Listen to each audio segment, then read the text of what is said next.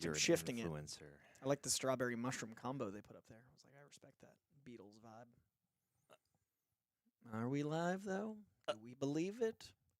I don't know if I trust it. That's not a fun message. Yeah, let's see here. Oh, never had that happen before. Nope, that's a lot of symbols for an error. There we go. We are Guys, it wouldn't be a live stream without us wondering if we're live, but it's okay. The computer is doing fine. It's figured it all out. And we are excited to be here with you. Guys, let us know if you can hear us. I see a lot of yasses in the comments. I see Audrey St. Cyr. I see Quiper. I see Doe Eyes. Christian Unpronounceable. Is that a challenge, my friend? GTA 5. GTA Say Star. Wow, that's a hell of a name you got there. Von Ruse. Jordan Garza loves Joe Coy. That's us. Ooh. I like that. We got a ship name. We are Joe Coy. Joe Coy. I like that. And I then, like that. And then Joe Coy can come in and collab with us and confuse everyone. It's only fair.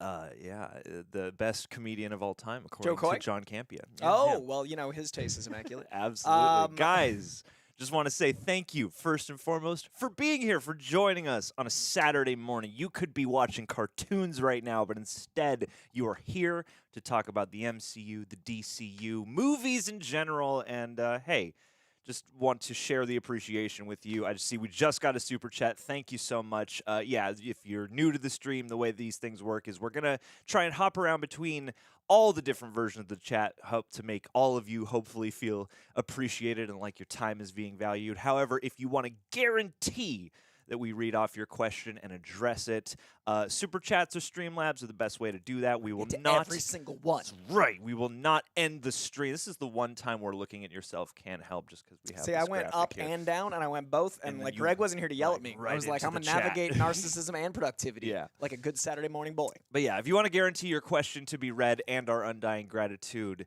that is the way to do it. But we appreciate all of you, and yeah, the live chat is especially the life's blood of these streams. And thank you so much, Jeff Carroll. We will get to you very shortly. Who's your favorite working stand-up comedian?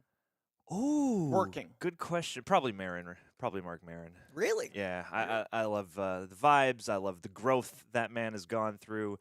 But hey, you know what else I love, Coy, is a little bit of casting news. I feel like we should kick things off today with a little bit of casting news. And yes, if you are interested, again, in throwing us a question, I know probably a lot of the news that Greg has compiled for us to talk about today will probably be stuff that's on your guys' minds. So we're going to hop pretty quick into the Super Chats, but we're going to start here with just, the sort of top rumors casting of the week. Streamlabs link is pinned currently at the top of the chat. And yeah, let's hop into this because we got both DC and Marvel rumors.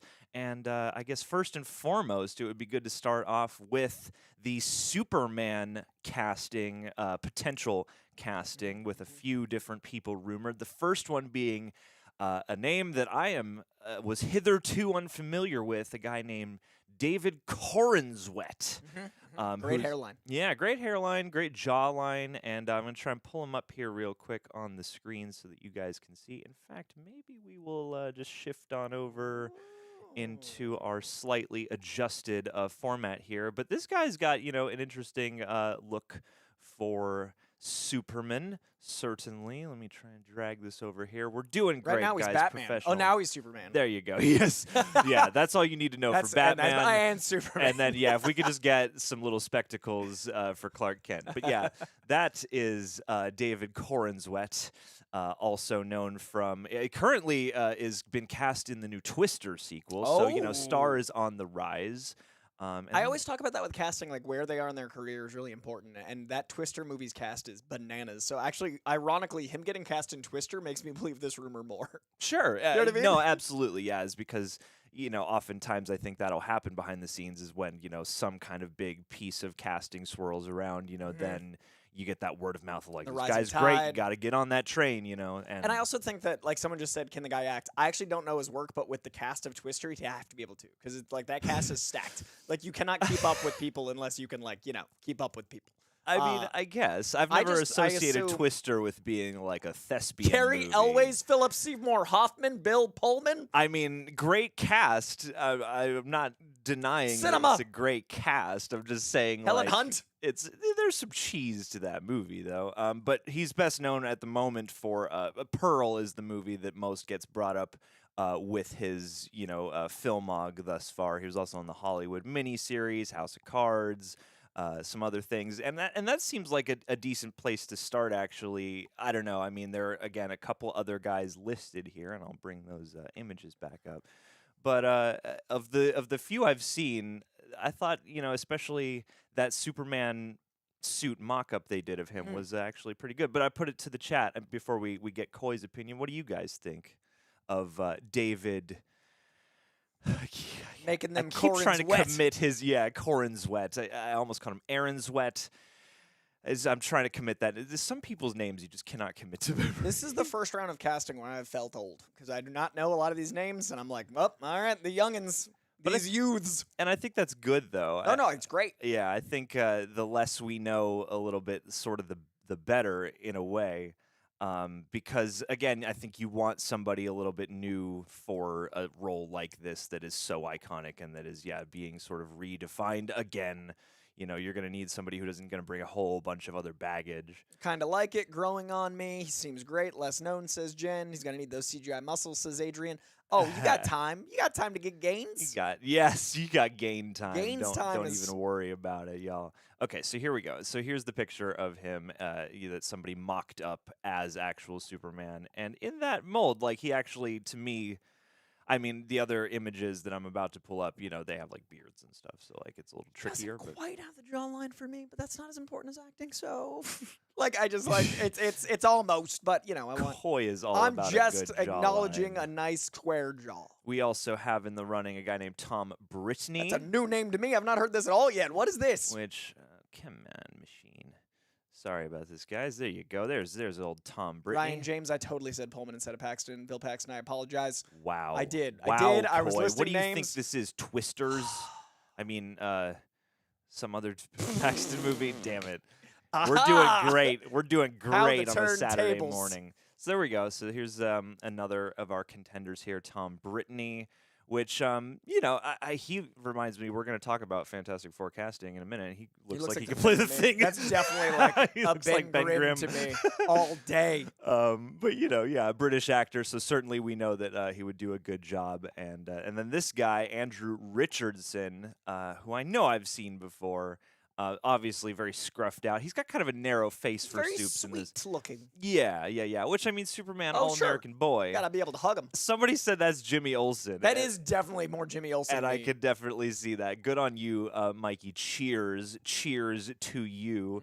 But yeah, what do you guys think of these three potential casting choices? And do you have a particular name that you would throw in as a fan cast? It's funny too, because like listening to all this stuff, and James Gunn has been very vocal about when people are like not even at all in the running. So these recent bouts of potential casting have me kind of suspicious. He almost. actually just put out a thing like an hour ago saying that he's going to slow down on attacking every rumor On because he tweeting. thinks people are getting more attention. Like he's like, people are doing it for my attention, and also one of the rumors is half true, and also he's storyboarding Superman. So he's busy, and also people are getting to the point where it's negatively obnoxious. As much as he enjoys the hobby, as much as I enjoy the hobby, there are times you have to get to work. Yes. So I personally don't know if any of these are true. I personally don't know any of their work, which I actually like. I don't necessarily see all three of them, but I'm not the YouTuber that goes like, they don't look like Superman, so it's not it. Like I don't know.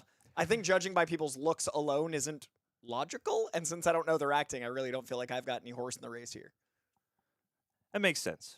Like I just Because picking off looks is not a logical way to cast. Yeah, no, I feel that as well, and yeah, there's only so much you can do. I mean, especially too, because again, I think a lot of these rumored names are people you're gonna have to then go out and be like, oh, let me check out this guy's work and Yeah, see. and I'll be happy to. And Yeah. when they announce it, I hope at Comic-Con, depending on how things go with the strikes and legalities and all the chaos, I do think announcing it at Comic-Con is going to cause a surge in all of their work. I feel like in August, I'm going to be watching a lot of movies of whoever is cast because I like that it's a more unknown. I think that's smart. Absolutely, and then other side of the the aisle before we hop into our super chats as well as some of our other featured stories is Fantastic Four casting, potentially. There's Lex Luthor, too, actually. There's the Nicholas Hoult rumor for Lex Luthor. I'm the one guy that likes Nick Hoult more as Superman.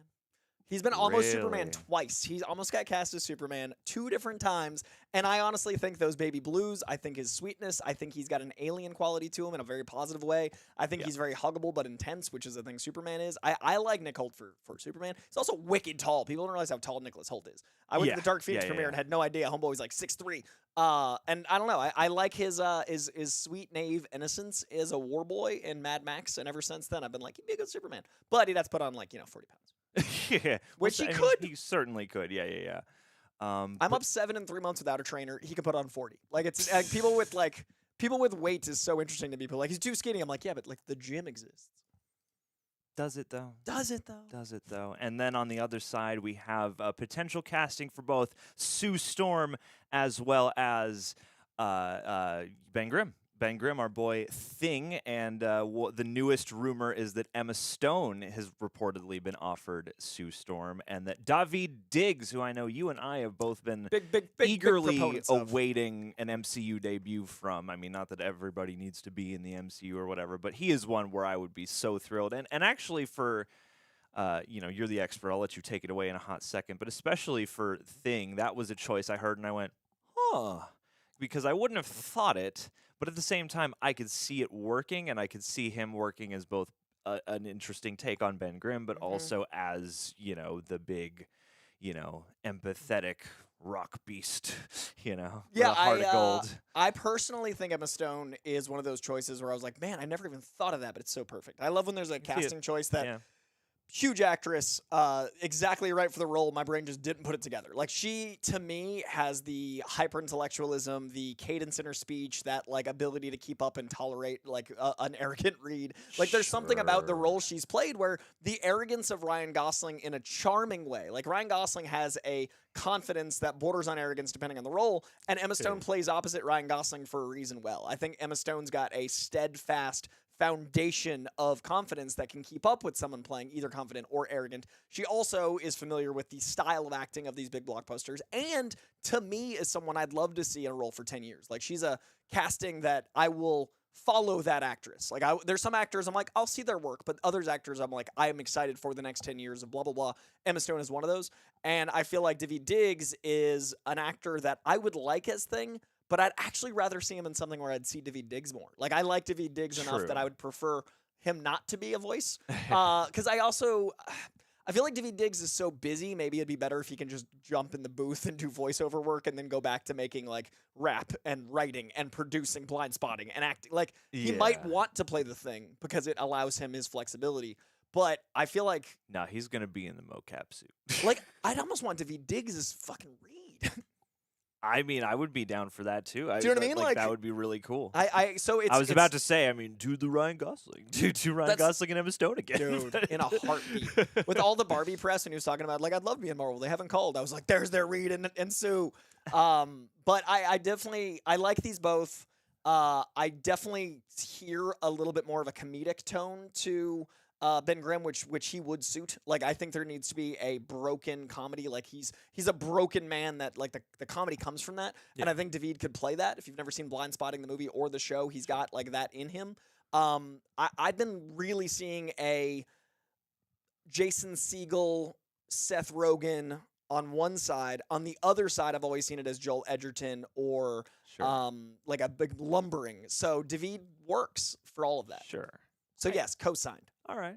I guess. But the Emma Stone idea, tens. And Chad is going off. I think that the most heavily for Emma Stone. Let's see, the most enthusiasm. 80s kid from the 90s is down. Big D's okay with it. Cho Latte wants an Asian Sue Storm. That would be cool, definitely. Jen Jacinda loves Daveed Diggs 1,000%. So okay. And I'm happy to Ed Harris as Lex Luthor. He's way too old now. It would be cool. It would work, but at the same time, get off my lawn, Superman. This is my Metropolis. It would be a different kind of movie. Yeah.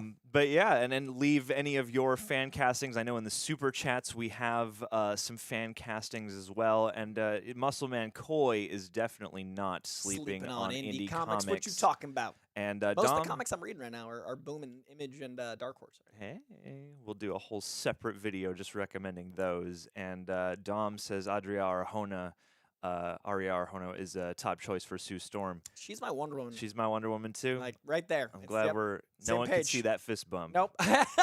And definitely, yeah, Will Smith is going to be Doctor Doom. I think there's just no way around that.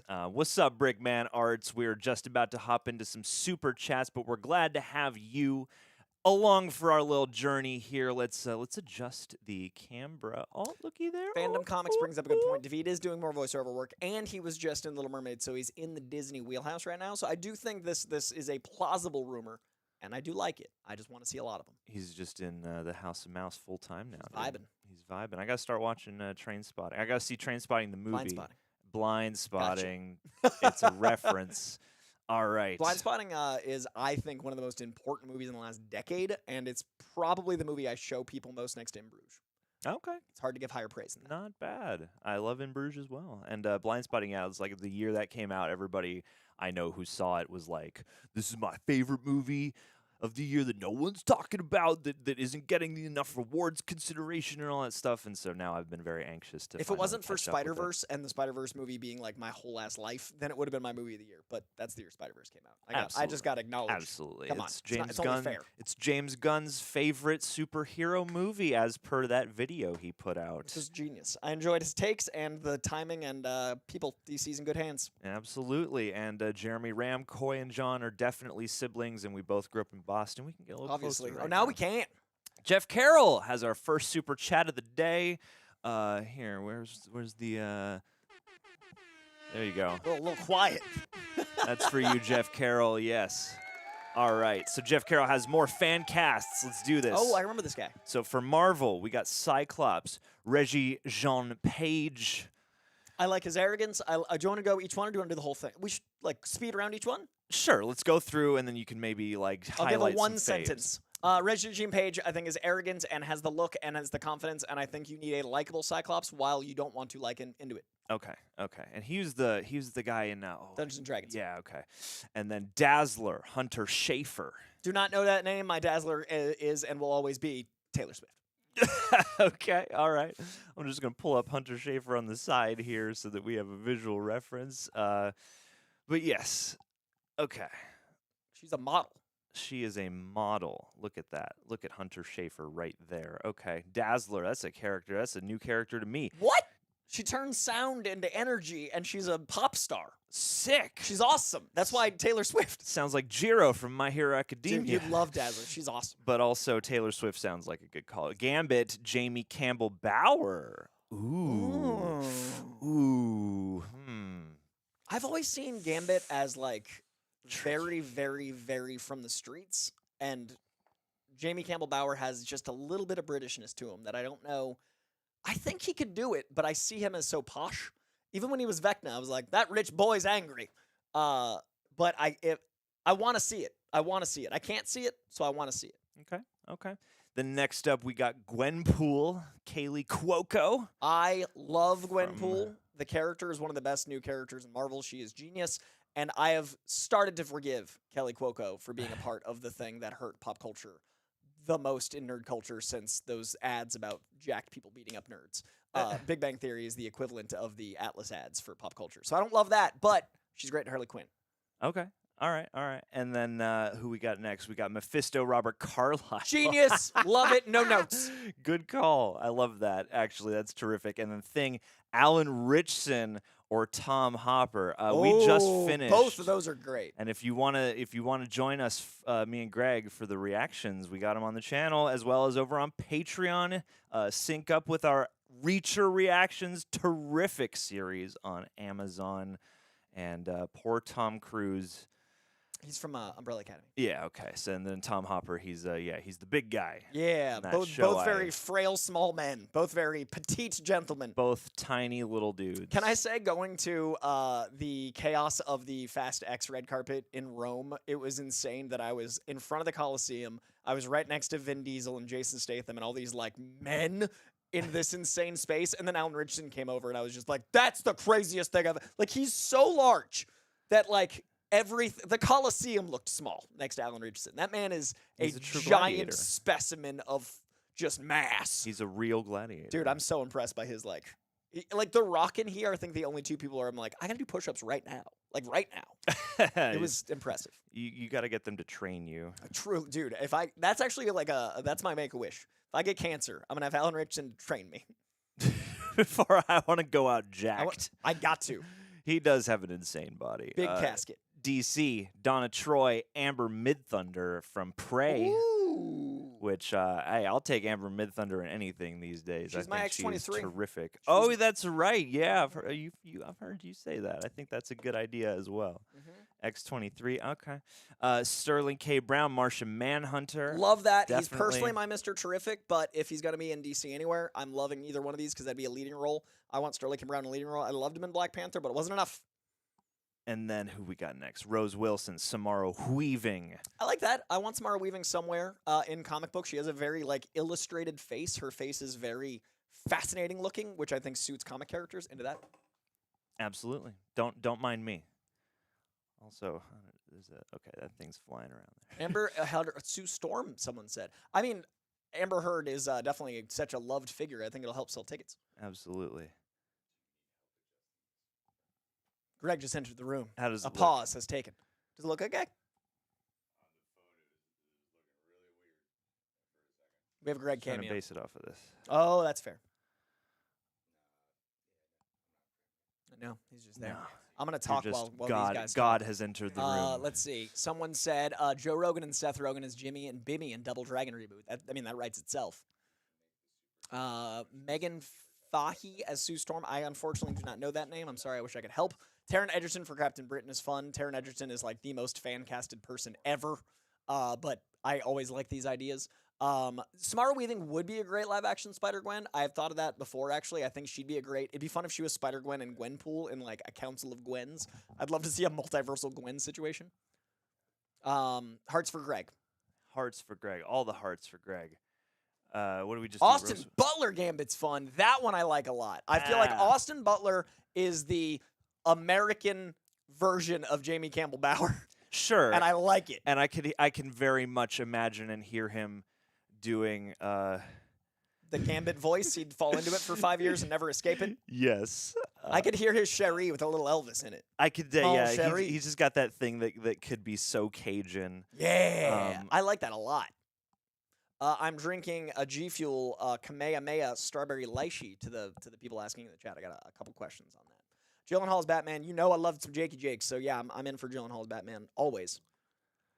All right, where we at? Static Shock, Danny Love. I do not know Denny Love, but I love Static Shock. So if someone, do you think we will get a Static Shock thing like in any time soon? I think it's going to be in the later half of the first chapter. I think it's one of the 12 projects that isn't announced yet. I think Static Shock's coming. Okay, because that's one that for some reason I think it's just from like growing up with the cartoons, I have been like eagerly anticipating. I want Caleb McLaughlin to play him so bad. Okay. From Stranger Things. I think that kid is so talented. That scene at the end of this new season, I was like, that is Static. Like I want that a lot. Oh, sure. You know what I'm talking about? Like actually. that Good passion, call. that pathos. He has the look where he's like, I could see him like in the clothes that would. You have to look a certain way to make that look work. Yeah. Do you know what I mean? Like he can wear. Because when I met Caleb at the Creed premiere, he was wearing like a Ja Rule-esque flak jacket. He was wearing like a bulletproof vest and like big jeans. And I was like, oh, the 90s is back. And he's pulling it off. But then on Stranger Things, he looks like a child in a hoodie. And like he can make both work. And I think Static Shock's outfit is so preposterous. There's a look you need. Okay, so there's a little shot of Danny Love's face right there.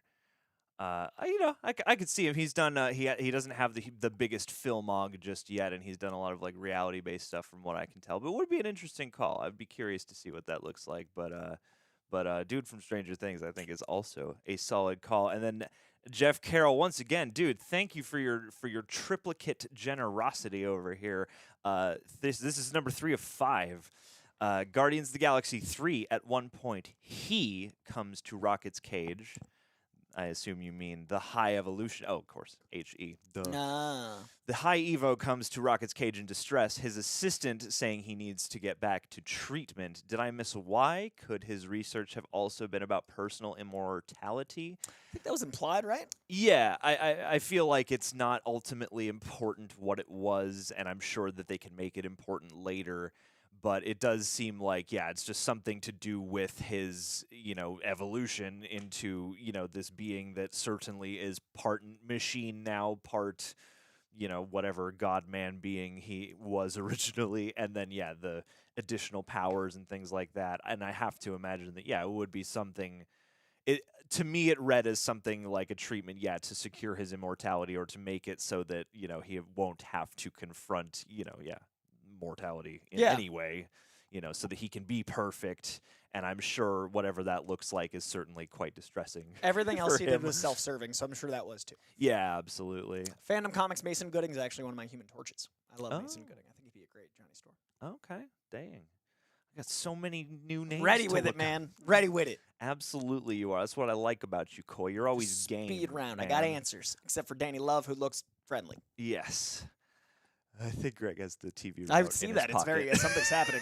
There's a mouse going all over our screen, and it's like super intense. But it's all good. It's all good. It wouldn't be a Real Rejects live stream without it. Do you believe, Juan Mora? I believe in you, and we love you. Let's get your little. There you go. Everyone can see your super chat. Do you believe the MCU will have a different approach with Victoria Alonso gone, considering she's been to blame for VFX in recent years? I think it's a hell of an assumption to say she's been to blame. Yeah, I know she's in charge or was in charge of, communicating with and timelining that stuff, but I feel like so much of the mandate of the timeline for those effects comes from, the people who decide the release dates and the timelines for those things, as well as the budgets and whatnot.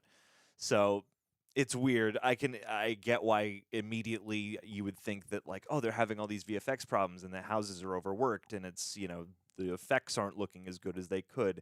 Certainly you would want to kind of give that blame to her, but at the same time, I don't know if it's entirely all her call. But I do think the special effects are going to be different going forward because we are entering another patch of dryness for work, and I also think there is an awareness at the plight of visual effects artists that is more public. So hopefully they're going to get some more love going forward, as the writers need to as well. Absolutely. So if you know a writer, give them a hug, and yeah, they need it. Jeff Carroll back again. Let's get. Also, Jeff Carroll in the live chat said we googled the wrong guy. It's Denny Love. This is Danny Love, and I thought that was worth noting. Let's fix that. My bad. Oh, this guy looks way more like Static Shock. Definitely. Okay. I feel like I've seen this guy.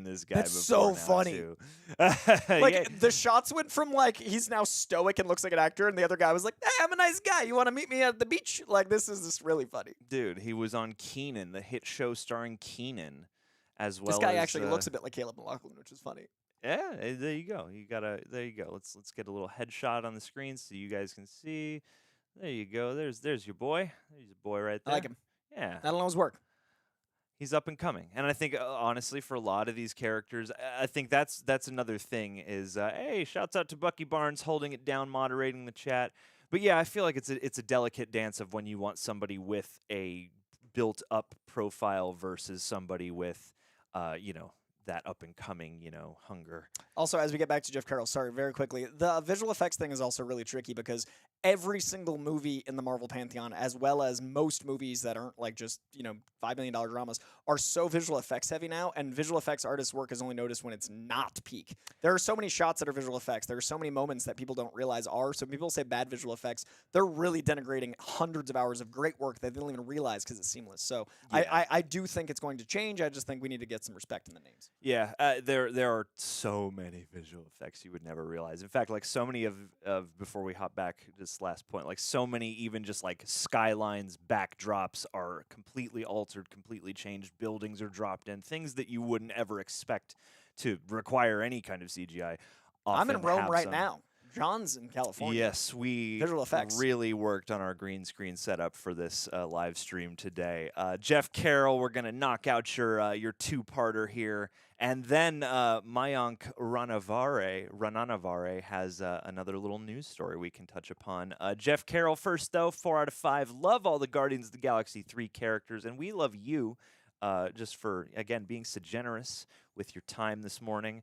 But Lila was my second favorite, only behind Rocket. Her kindness and joy melted my heart, and the Heaven plus Quill refusing to let Rocket die scene is a top 10 best MCU moment. Do you agree, Coy? I agree, and I also love that the last thing Rocket says to Lila is, "I'm not a raccoon," and then he accepts that he's a raccoon as part of, like, that closure. So I really like the last moment of him, like, he's not ready yet. And that moment really not only showed he wasn't ready, but it also had that connection and like the "I'm not a raccoon" theme throughout the 3 movies, and then him like meeting the raccoons and like embracing who he was. I think that moment tied to the Heaven moment is in my top 5. Like I really think the Rocket arc is one of the most important self-acceptance arcs, and I think that's one of the things that draws me to comics is a lot of the themes in comics are about accepting who you are no matter what you are, and I think that the Rocket portrayal captured that so beautifully with that Heaven scene. Absolutely, and too, I just love the little nuances of like the flatline happens when he finally breathes that sigh of relief, and then he's sucked back to not Earth, but he's sucked back to life on perhaps the most sort of down-to-earth line he could say, which is, "I'm not a raccoon." Yeah. It's the most sort of like Rocket on the mortal plane line to do that with that also suits the theme so very well. And yeah, absolutely a top MCU sequence. Just like so, like that movie has stuck with I have me not seen it a so second much. time because I left, and I've been trying to move my schedule to see it a second time. I haven't done that for a Marvel movie in a while, like where I'm like, I have to change everything. Yeah. I've seen it thrice now, and I would happily see it again. Oh, dude, I'm excited for you. I'm gonna rewatch 1 and 2 first. That's why I've been delayed because I need to set aside like 8 hours, not 2. Do the Because I Greg. want to do the whole journey. Do the Greg. Do the 1, 2, holiday, 3. I need some time. Or The Endgame Infinity. Greg went hard. Greg went hard, yeah, It's just time. because that's what Greg does. He goes hard. I haven't even seen The Covenant yet, which is Jakey Jakes and Guy Ritchie. Oh, dude, It's been out for 3 weeks. That's your duty. Those are 2 of my favorite creators. Yeah. And Sishu, or what's that John Wick like killing Nazis movie? Oh, it's Sisu. Sisu, Yeah. I haven't seen that yet Yeah. either. It's killing me. I'm doing one of those today, actually, when I leave here. Well, you report back I'll let next you know. live stream and let us know how your Alright. cinema journey is going. And then alright? between now and then, Guardians ult. And then think about this until the end of the stream. What Marvel should Guy Ritchie direct? Or DC? But we already kind of... I think DC would be easier. Constantine. Oh! Cut the check. Cut the check, Jeff Carroll. Any thoughts on who Matthew MacFadyen is playing in Deadpool 3? He's incredible in Succession. I am glad that dude is starting to get his flowers because he's an actor I've been aware of. I think my sister introduced me to him like years and years ago from like British telly, and yeah, like his crossover has been really fun to watch. Much love to you, Jeff Carroll, and Greg sends his love as well. He's just in the next room. He's hard away. He's hard away working, and he appreciates you as well. And we appreciate your time. Can we look up this Matthew MacFadyen? Oh sure, yeah. Oh, you're not a Succession guy, are you? No. Oh, dude. There's only so many hours in the day. Coy. Just only watch TV. That's all. Only watch TV. Oh, the guy with the handsome. I like his Yeah. little windswept look there in Yeah. that one photo with his billowing shirt. Here he is. Um, Look, he is. I see this Little man as some MacFadyen. sort of there's an evilness. He can, yeah. I mean, I feel like when I see him play sympathetic characters, he can be charming, but I associate him a bit more with stoicism. But then when he's playing evil, he can be quite like a conniving sort of personality as a character. I see And him as like And certainly on the bits of Succession I have seen, he is like a complete, manipulator. yeah, he's definitely like a Lothario in the mutton shop era. Like I Oh, see him yeah. as like a handsome Look at your McDreamy. boy. Oh, he was Mr. Darcy. He's literally Is- like is handsome Mr. McDreamy. Darcy. I see him now though as like maybe someone working for someone trying to get the mutants. Like he definitely like has that business He's quality. Wolverine. Obviously Wolverine. Look at the mutton chops. Look at those chops. I think he's going to be working for like a department, some sort of evil conglomerate trying to get mutants in it. Because they're going to be Sure. so much story to tell. They're going to have like an evil. You don't need evil. You need boy. evil All right. while he fine. kills the Fox universe. Fine. What is All right, Mayank Rananavare, how's it going? Thank you for your generous contribution. And Mayank says, "Hey, Coy and John, hello to you. With all episodes of Echo dropping on November 29th, do you think the MCU fans are ready to binge watch episodes instead of waiting every week?" I mean, I think the prospect of like bingeable MCU is certainly something that people will take advantage of regardless. I don't know. I'm very curious to see how this supports or detracts from the show itself. Echo being their sort of trial balloon for this, and I know that there's a lot of speculation that this simply means that they don't really have much faith in it and they just want to get it out of the way. I would like to believe that maybe there's a value in trying with a less, consequential show or a less, flagship show, trying an alternate release strategy. But yeah, I don't know. I'm very curious because it does suggest to me perhaps that, there have been bumps in the road of the Disney Plus shows, and I'm sure that retention can be a part of that when you have a show as controversial, say, as She-Hulk, which I enjoyed, but, certainly a lot of people probably dropped off of from week to week and maybe rage quit or whatever else. I don't feel like Echo would really be the most controversial show they would have, but I'm curious. I think fans would absolutely eat up the binge, though. I think it comes out in a very interesting time. We're having all of the Secret Invasion wrapping about a week before it, if scheduling is like right? Sorry, you said rapping. I just had to be like... now I connect it. So if that wraps right before this show and November 10th is the Marvels, to me, this is them getting all of the things that were in production before the big Zeitgeist shift out at once. I'm really looking at it as like, okay, fresh start 2024. I think Secret Invasion is going to be incredible. I think the Marvels has had some time to cook and percolate, and I think it's going to be great because I'm a huge Nia DaCosta fan.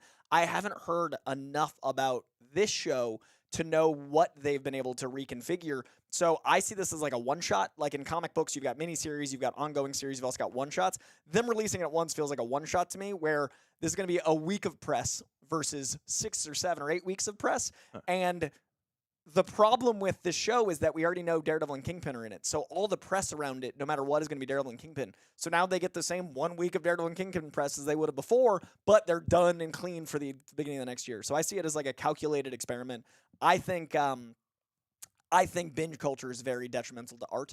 I think it's very unhealthy to both the consumer and the creator. If you put 2 years of work into something and then people watch it in the background for 6 hours and then talk about it for a day, that's very unhealthy for the way we receive stimuli as people and the way that we perceive commerce. I think it's very detrimental to society. So I don't love it, but that's a bigger conversation. A much bigger conversation. Koi's Comic Corner hates capitalism. That's the next episode. Koi's Capitalism Corner. Join us for the brand new series, The Death of Art. Francesco Imperial, thank you for the moment of silence. We do appreciate your generosity there. And let's do one more super chat before we hop into another one of our featured news stories that I don't think has been asked about just yet. But let's do Matt of all trades. Foist, what would your top character to lead the MCU? What would be your top character to lead the MCU going forward? I like Tony Stark. Like Tony Stark was for a time. Love you guys over here. 10 of us watching. Damn! It's a party on a Saturday. Hello to all 10 of you. That's crazy. That's awesome. That's so cool. I feel like powerful knowing there's even 10 people total watching. I'm humbled. Yeah. I always forget people watch this. I just feel like we're yelling into the void these answers. Then I find out 10 people are one name. The power. I think that leading the MCU going forward should be kind of like an X-Men Gold and Blue situation. Like, I'd love if it was like, this little section, this little section. I think the street level stuff is going to be very, like, Daredevil-led. Like, maybe not even him as a leader, but I think there's going to be, like, a subsect of street. I think as far as Avengers stuff, I think we've got a lot of, like, contenders, right? I think Haley Steinfeld leading a young Avengers would be really interesting. I think that'd be a really fun way to have, because she's, like, charm incarnate, and it'd be fun to have someone that's, like, that human element. I think as far as the Avengers go, I think Anthony Mackie is pretty poised to do that with Cap 4. I think him getting that movie and, like, setting himself up as a leader is going to be great. His speech at the end of Falcon Winter Soldier was genius. I've never seen Doctor Strange as that guy, and I feel like they started that path and they kind of gave up on it. So I'm really curious. We're at a big crux. a crux, a Horcrux. Yeah, that's where we is. Also, I saw while we're adjusting in the live chat, the regular live chat said who has characters that can take on Marvel or DC, like what comic company, and why can't people invent new characters? That is the people get new characters every like month. There's like tons. Like Berserker outsold Marvel and DC for a time. That's a new character. Something is Killing the Children from Boom Studios, one of the top selling comics all the time. Lots of stuff coming out of Image, like Saga's new characters from like the last 5 years. There's constantly new characters, and movies are getting made of them, but people aren't like. David Fincher's directing a comic book movie this year, but he's not advertising it as a comic book movie. There's a movie called The Killer that nobody's talking about yet because it's in November. That is a French comic that is not Marvel or DC, and it's a Fincher movie. So I think it's very close-minded to think that the only thing is coming out of these houses because that's like patently untrue. What do you mean, Coy? Falsehoods? Falsehoods Never. on the internet? People Never. saying things with periods when it should be ellipses or question marks? Oh, golly. Well, really quick, in fact, talking about not periods, but maybe commas, we do have some Dollar box signs. office projections for the Flash movie. Everybody's got eyes on Flash because obviously the controversy, obviously it has great word of mouth despite that controversy, and it's at a fulcrum point for the DCU moving forward. So it's got a big set of shoes to fill, and it's also coming on the heels of two pretty rocky openings in Shazam! Fury of the Gods and Black Adam, both underperforming to one degree or another. So the big question is, will The Flash succeed or flop? And we have the early box office projections reading here off the Direct, who is sharing Box Office Pro's first box office projections. How many times can you say box office in one sentence? And also projections. Like, guys, come on. Yeah. The source is right there. You could say that 5 times fast. Box office productions. But the current estimated opening weekend for domestic for the U.S. is somewhere reported between 115 million and 140 million, and the total projection for the domestic box office is said to be around 280 to 375 million. Which, you know, if it does hit that 115 to 140 million, you know, you're looking close to the top 3 of opening weekends for the DC EU at the time, now becoming the DCU.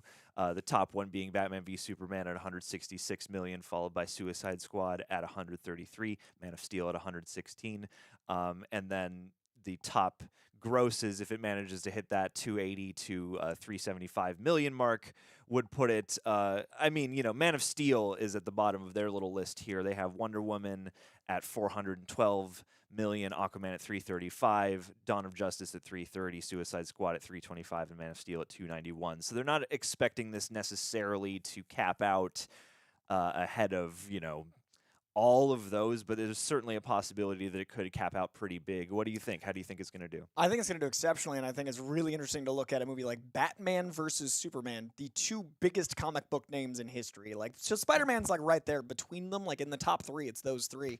I didn't realize it opened that strong, and then the dropout was that bananas. Like, it literally only made its opening weekend again. Like, if you look at it, it's 166 was the opening, and then it left at 330. It literally just made, like, it had 3 days, and then the rest of its run, it only made that much again. Yeah. So I think Flash being a less known name than Batman and doing as well as it's going to do is very impressive. Obviously, they put Batman front and center in the marketing. It's very, like, you know, apparent they're leaning into that. But Yeah. having a Flash movie, you know, that's been in production for 4 years open that strong would be great for DC.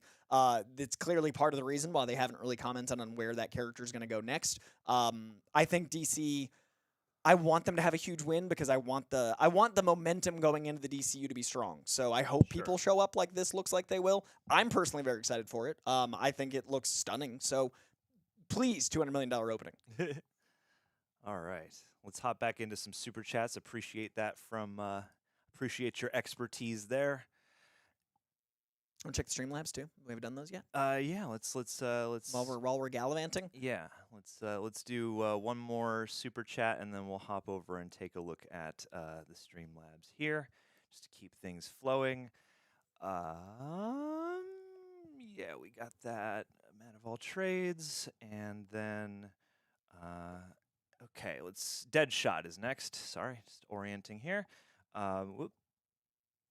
And did you guys hear? Thank you so much, Deadshot. Really appreciate your contribution. Did you guys hear the rumor plot of Deadpool 3 with them having to kill a variant Magneto? Also, John, are you and Greg going to react to the Mortal Kombat 1 game trailer? I feel like that probably would have happened already. There's been so much other stuff going on, and I know Greg has had his hands entirely full with a bunch of different things. So, never say never, but likely not at the moment. But Coy, have you heard about this Deadpool 3 plot rumor? They're going to kill variant Magneto. I think they're going to kill a lot of variants because I have been saying for 6 years it's going to be Deadpool kills the Fox universe. You know who's in the Fox universe? Magneto.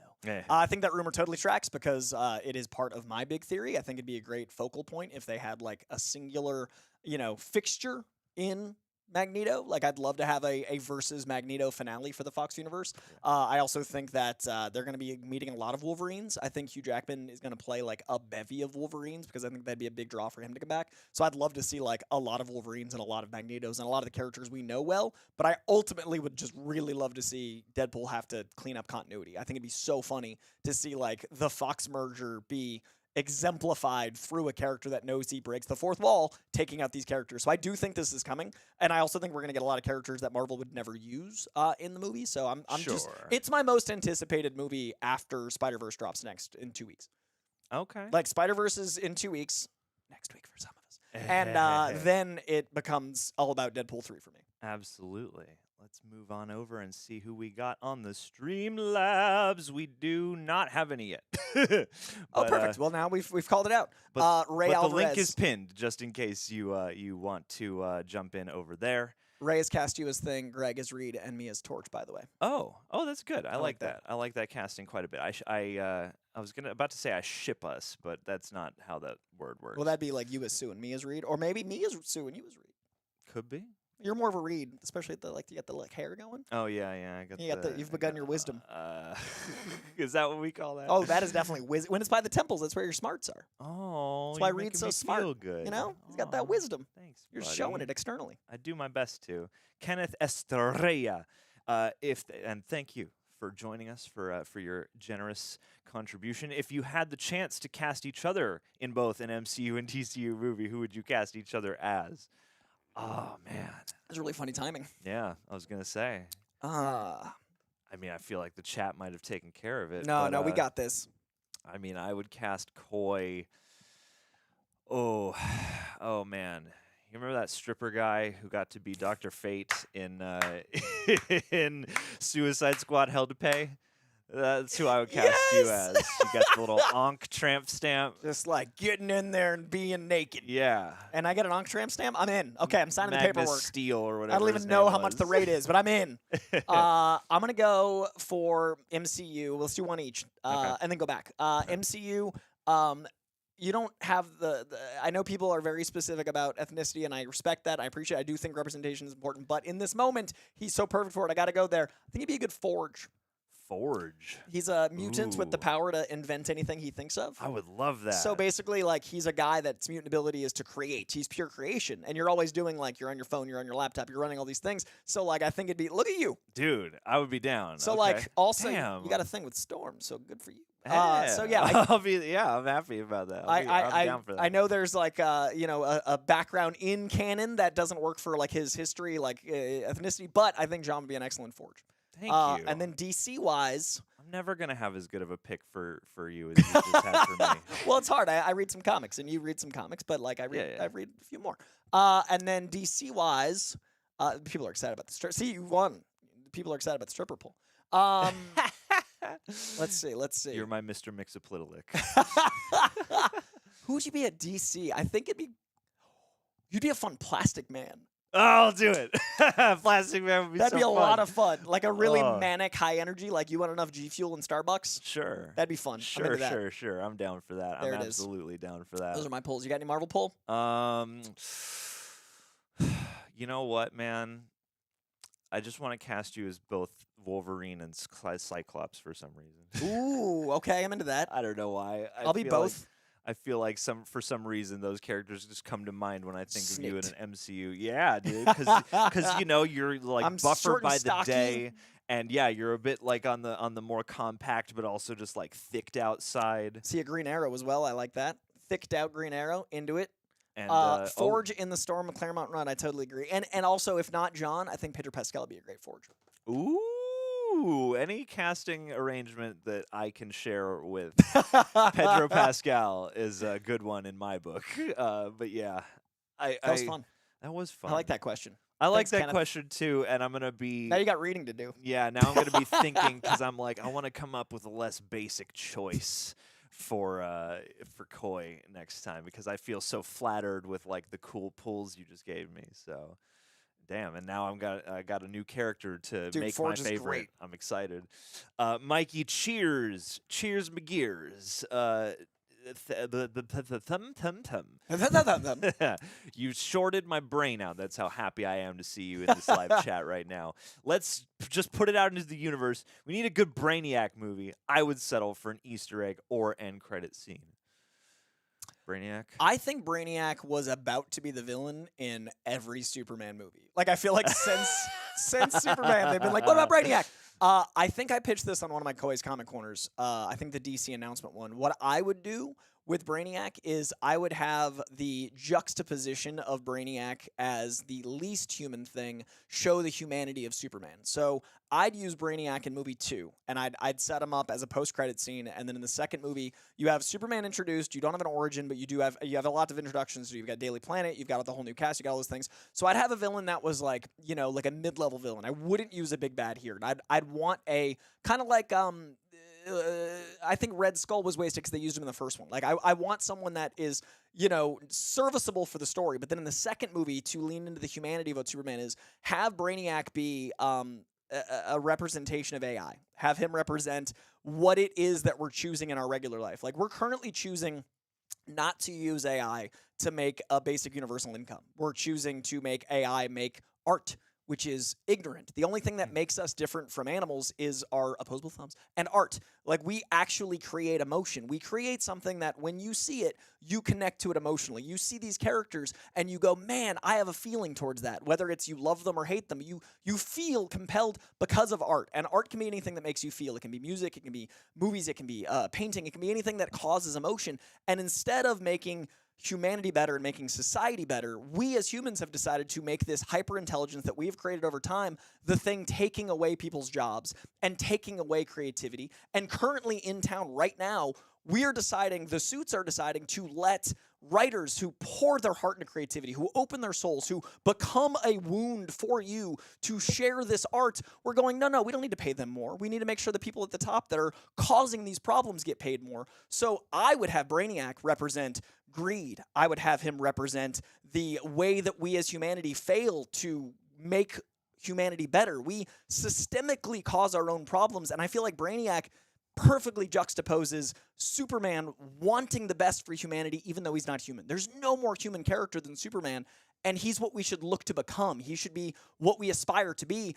What should we not aspire to be is the loss of art through AI. So I'd love Brainiac as an AI character in the second film once we have an established Superman, and I think it's the right time for it because we are running towards fucked.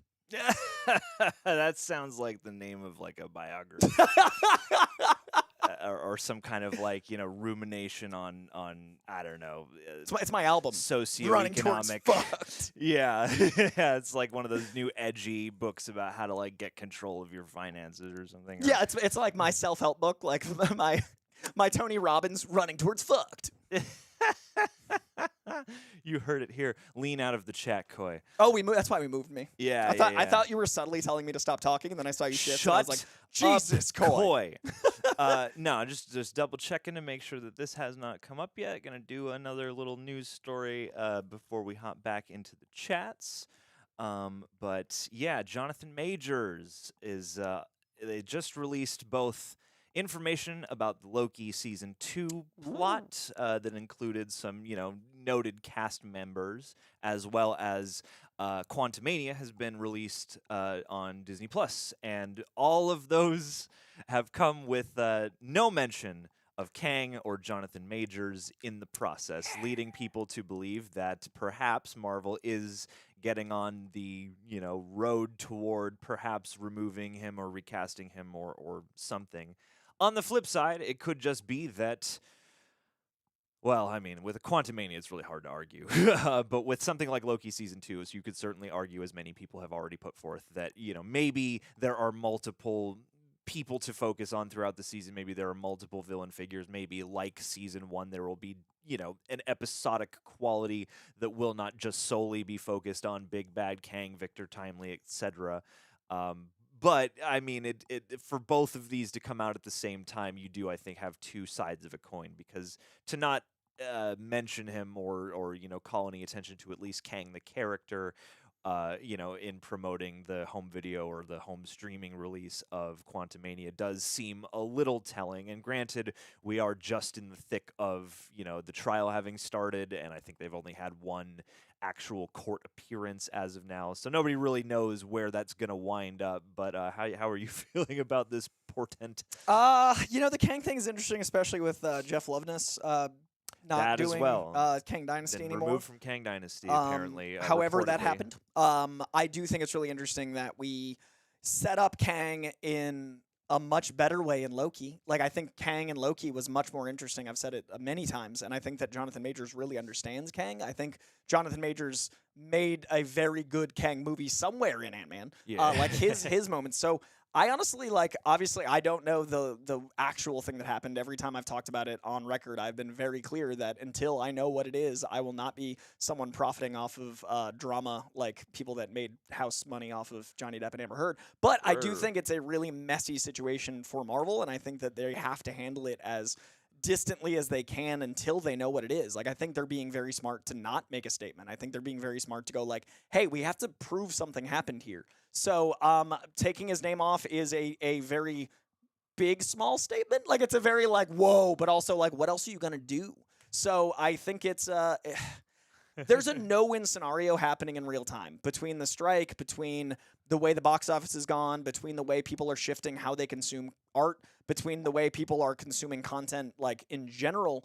I don't know if the Disney model is going to work that long, and they have to change a lot of things. So that with their lead actor for this phase, it's a mess. So I see why they did it. I feel like it's not fair to comment on the future until we know what it is. Yeah, I would agree with that most certainly. Let's hop on back to our super chats over here. And what do you guys think? I mean, obviously, everyone is just sort of, I think, waiting with a certain amount of bated breath for whatever, is sort of realized in, the proceedings of the case as it unfolds. But I don't know, Yeah, it's just, I don't know. Also, someone when you're removing a thing said, Koi, it's not that deep. I think art should be deeper. Like, if you want boring linear art, go fucking color a coloring book. But these are our myths. These are our lore. So our moral compass come from these stories. So it should be deep, and you can read into or not into whatever you want. If you want just people punching each other, that's how you can see the story. But you can also look into the story and actually make your life better. Or again, you can color. I don't give a fuck. Who needs to make life better? Who? AI. Who? This guy wants that AI writing because that's what he's looking for. Sure. Christopher Wamhoff, we love you, buddy. Thank you for the moment of silence. In fact, we gave you a pretty good shout out just recently, in fact. So keep a lookout for that, my dude. What movie was that? We should keep an eye out for you, Chris. That's right. Oh. In fact, you should be able to see it very specifically for us tomorrow if the schedule holds. So, keep an eye out for your shout-out, Chris. And we love you much. Chris is one of the best people, not just at the Patreon, just in life. He's out there doing what I like to call the Lord's work. Nobody else calls anything that. No, original phrase. But me. I came up with that. I originated it. Jordan Garza, thank you so much for being with us on the stream today. Feel like the chance of Poulter as Jimmy Olsen is way more than people think, especially with Gunn using previously worked with actors. He could definitely nail it. And I believe James Gunn has said that at least one character has been cast, although I perhaps doubt it would be any of the most notable characters.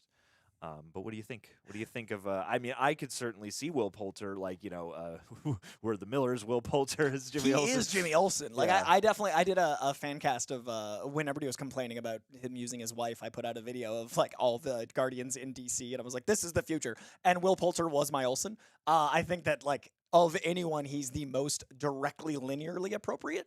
I also think he's the right age. I think all of that really works, especially if they're going with like a 30 Superman. I always saw, Jimmy and him is about the same age.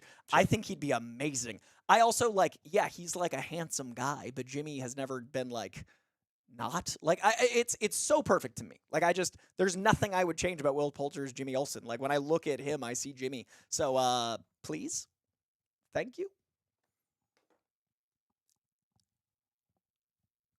Sorry, I just wanted to let a little moment play, just to let people kind of soak in your feedback and give a moment of zen before we move Presence. on here. Okay. But Jimmy Olsen, man, let's Perfect. do it. Justice for Jimmy. I feel like like Sometimes you get shot in the face. Sometimes you get a trilogy. I know, and we've seen that. We just saw, what was that? Death of Superman that happened? Dude, there's such a good Superman. I mean, there's such a good Jimmy Olsen comic called Superman's Best Pal Jimmy Olsen, and it's a 12-issue miniseries by MacFadyen, the guy that did. The Hawkeye. Yeah, the Hawkeye run and Sex Criminals. That beloved Hawkeye. Dude, it's so good.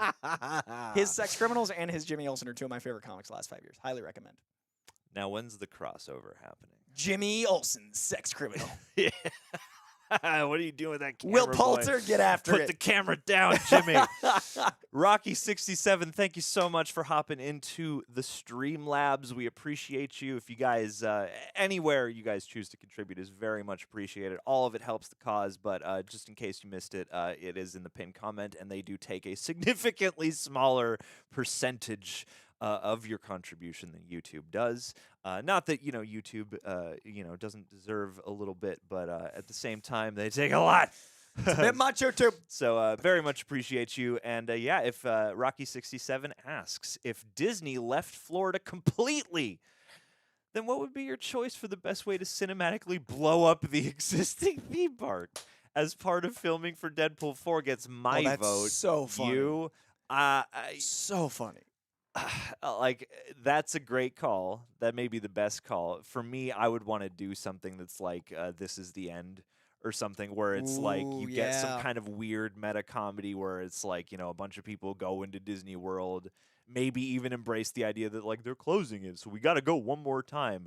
And then, have them try to live through a volcano opening up under it or something. I want to go horror movie. I want a It's a Small World After All dystopian commentary like Fantasia, but live action. Ugh. I want a really hyper psychedelic trip of the fall of nostalgia. Like we're living in a nostalgic age right now. Like we're all traumatized as a culture, so we're looking to before the trauma to make us feel better about ourselves and get that serotonin and dopamine pump. So I'd use it as a way to look at what we've made nostalgia and weaponize it. So the death of Disney World representing the death of innocence. So I have a horror movie about the loss of belief in ourselves to create new art and destroy the park thematically. Dude, I love that. I've never seen it, but have you ever seen? Oh, what is that movie called? I can see the poster. It's got a black and white Mickey hand. Oh yeah, there was that documentary someone shot. snuck in to yeah, Disney that they and filmed. stole all the shots in, and it's some kind of acid trip Disneyland movie. It would be like that. I've never with seen more it, but destruction. that with sorrow. Yeah, with more sorrow and destruction. I think that would be the way to go. But hey, guys, I want everybody in the chat to weigh in on this. What would be your Disney World destruction movie, and how much of Florida falls into the ocean with it? Leave your thoughts. Shouts out to all our Florida viewers. I know it's got to be weird living in Florida, man. I don't know. It seems like everyone's always looking at and talking about Florida for all different reasons. Most of them not great.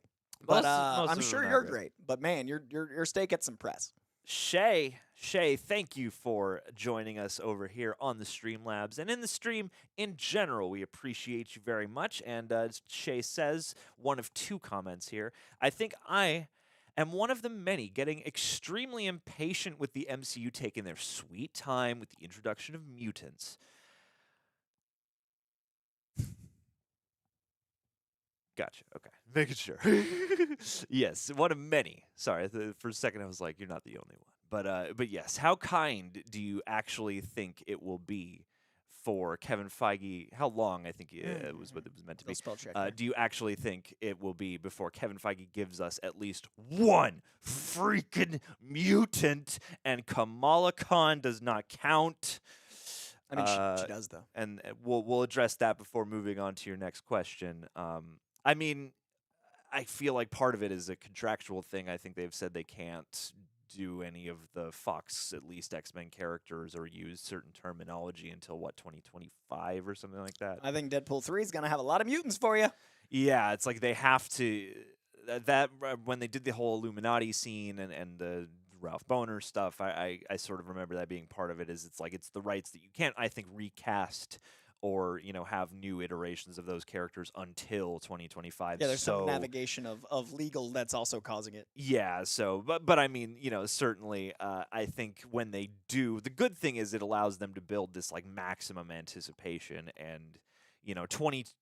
I don't know exactly how rights like these work. If it's you can't start writing about or shooting scenes involving those characters until 2025, or is it just you can't release something? But I feel like we're almost halfway through 2023 now, so like soon it's enough around the it will corner. happen. Yeah, like I think now Deadpool's it is a good around the place corner. to start it in mass, but I also think characters we've met are going to be revealed to be mutants, and Kamala Khan totally does count. She had an entire show about it, so that's they not only had the show, but they had the score for the X-Men show play during it. The X-Men animated series is coming out that's going to be canon to the old X-Men animated series. Like, mutants are here, and I think the long game is smart. We didn't start with the Avengers. That was the DC problem. Like, you got to earn it. So like, Yeah. I also think that what I would do is I would have the X-Men be basically the Avengers going forward after Secret Wars. I'd have the X-Men and Fantastic Four be the centerpieces of the MCU. So I think earn that, just like we did with the Avengers. Sure. I like the long game, and I like Kamala as the first mutant. Absolutely, and for this universe, I think that's a nice way to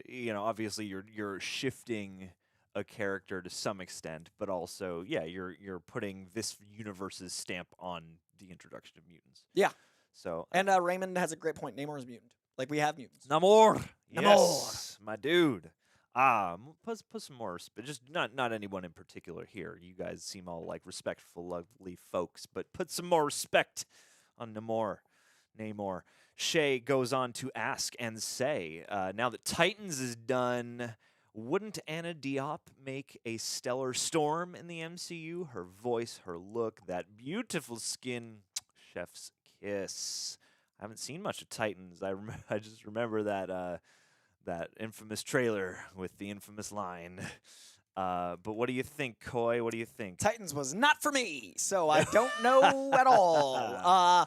I don't know her work because I didn't watch Titans. I really can't. I've seen Us, but I don't remember anything like Stormy in that. But Yeah. If you like it, I believe you. I just can't speak on it because I don't know her work. I want someone that can carry a solo movie because I think Storm deserves an origin film, and I think that she should be introduced like in either a special edition like Werewolf by Night, and then I want all of the leading X-Men to get their own special or feature and then become a team. So as long as she's strong enough to carry, a franchise, then I'm all for whoever gets cast as Storm. She looks cool. Yeah. I just didn't watch Titans. I can certainly see. I mean, just going off look alone, I don't know if I would have knowingly seen her either. I feel like a lot of the things she's been in are things that I've missed. Yeah, a lot of TV that I didn't catch up on. But certainly, I mean, I could easily. I'm already imagining somebody's Photoshop of her in the Oh Storm yeah, I'm sure suit. she's been cast. And by I folks. mean, having that experience with Titans certainly bodes,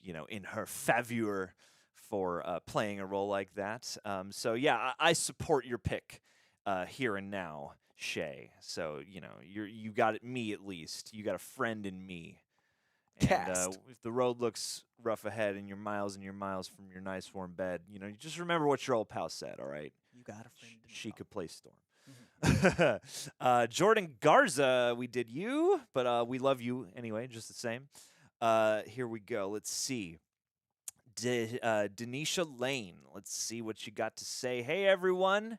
I'm new and just subbed. Happy Saturday. Thank you so much for being here and for Welcome. subscribing to the channel. And hey, if you could all leave a like as well on the stream, that helps us out a huge amount. But thank you for being here. Thank you for spending your Saturday morning with us. You could be any number of places, and we're glad that you're here. And yeah, keep those good old news stories coming. Nether 22, how's it going, Frank? Good to see you from over on the Patreon. Very much love to you. Josha Stradowski and Harris Dickinson are my soups. Now, Harris Now they're Dickinson... just making up names. These aren't names. What is people These are... talking about? My name's Coy, and I'm judging. Nah. I've never heard these people. Harris Dickinson was in The King's Man, among other things. He was the lead. Oh, in that Yeah. guy. Yeah. So, Yeah. so I mean, certainly I could see some soupishness. I mean, Now that's a Superman chin. yeah.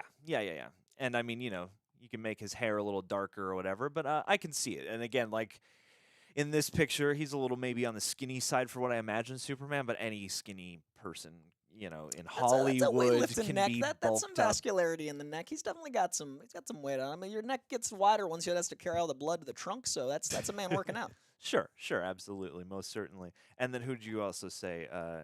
Joshua Stradowski. This Cool is name. a name, I'm just yeah. like, I've never heard him. Also a person that I've not seen, but there's the face. There's the face right there. What's his? Was he got any credits we know? I don't know this man. This guy, just found him on the street. Yeah, this is No credits whatsoever. He's got a let's see, just done the Wheel of Do Time. not know his work.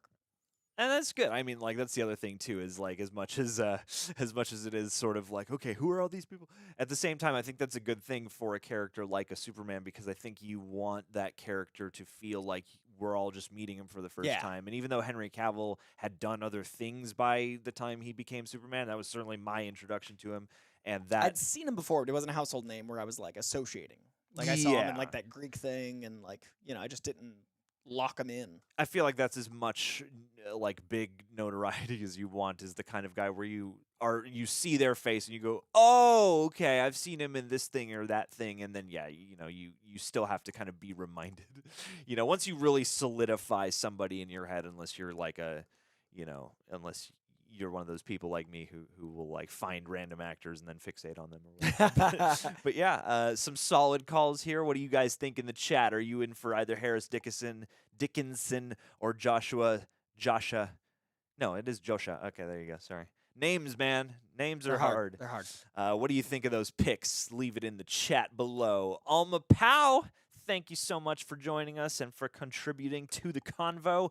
Blind Spotting the movie was made down the street from my Hey. house in the Bay. I want David in the MCU. I do too, and when it happens, I want him to do a clipping song for whatever movie that is, just to take things into a real dark place. Dude, that double album for the Blind Spotting soundtrack is some of the best work. Like Rafa's so good on it. He's so good on it. Like David Diggs is just genius, and Blind Spotting is such a great movie. Love that you're from the Bay. Dude, absolutely. Sending love up that way, and I'm going to think of you, Alma, as I watch the film finally, and cross that off my bucket list. Francesco Imperial, what about Ana de Armas? And also, thank you, by the way. I don't want you to feel taken for granted. What do you think about Ana de Armas as Wonder Woman or Wonder Women? Multiples. I feel she would be an excellent casting. She's a little small. It's a little small. She reads petite. I could get past that, but I get what you're saying. I think Wonder Woman is like Amazonian. Like she's like big, and just been. That's a great point, though. Like she it- does, you gotta she be- should be pretty. Yeah, I don't know. You She's gotta my read Zatanna. tall. Ana de Armas is Zatanna to me. Like I think she'd be an incredible Zatanna. Like I think that's there. But I just I picture someone like standing next to Superman and like having not a disparity. Like there's got it like that presence of I don't know. I don't think there's a lot of roles for like statuesque, tall, jacked women, and I wouldn't want to take Huh. that from one. Yeah, and I mean, Ana de Armas for me is I have kind of reached a critical mass with her where I like Ana de Armas. Certainly, she always turns in a good performance and seems very game for the physicality of a lot of the roles that she chooses. But also, I'm just so used to seeing her face and hearing her name pitched as kind of everything right now that it's hard for me to get super excited. But I could see it, and yeah, I'm at that point with her where I'm like, I want to be surprised by the casting rather than go, oh yeah, that works. Yeah. I I think Aria Honia is more that, but also more unknown. And I think that I don't know. I'd also see. I'd love to see an unknown. I'd love to see someone new. Absolutely. We've talked a little bit about the High Evolutionary, but there is another piece of information here because we talked about him earlier on in the stream. But James Gunn has since revealed that. Let me see if I can pull this tweet up. I have it on the telly.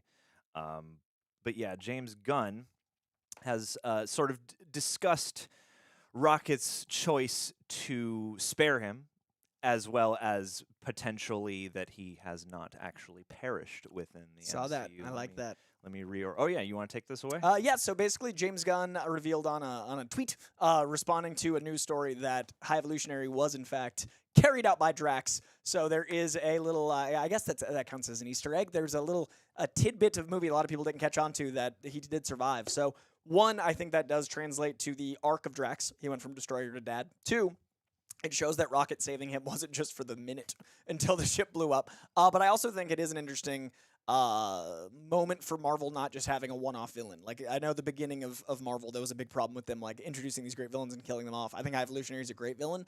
I don't know where I'd want to see him back because I think he's specifically good for the Guardians. But I do like the fact that High Evolutionary is still out there somewhere because I do think he crushed it.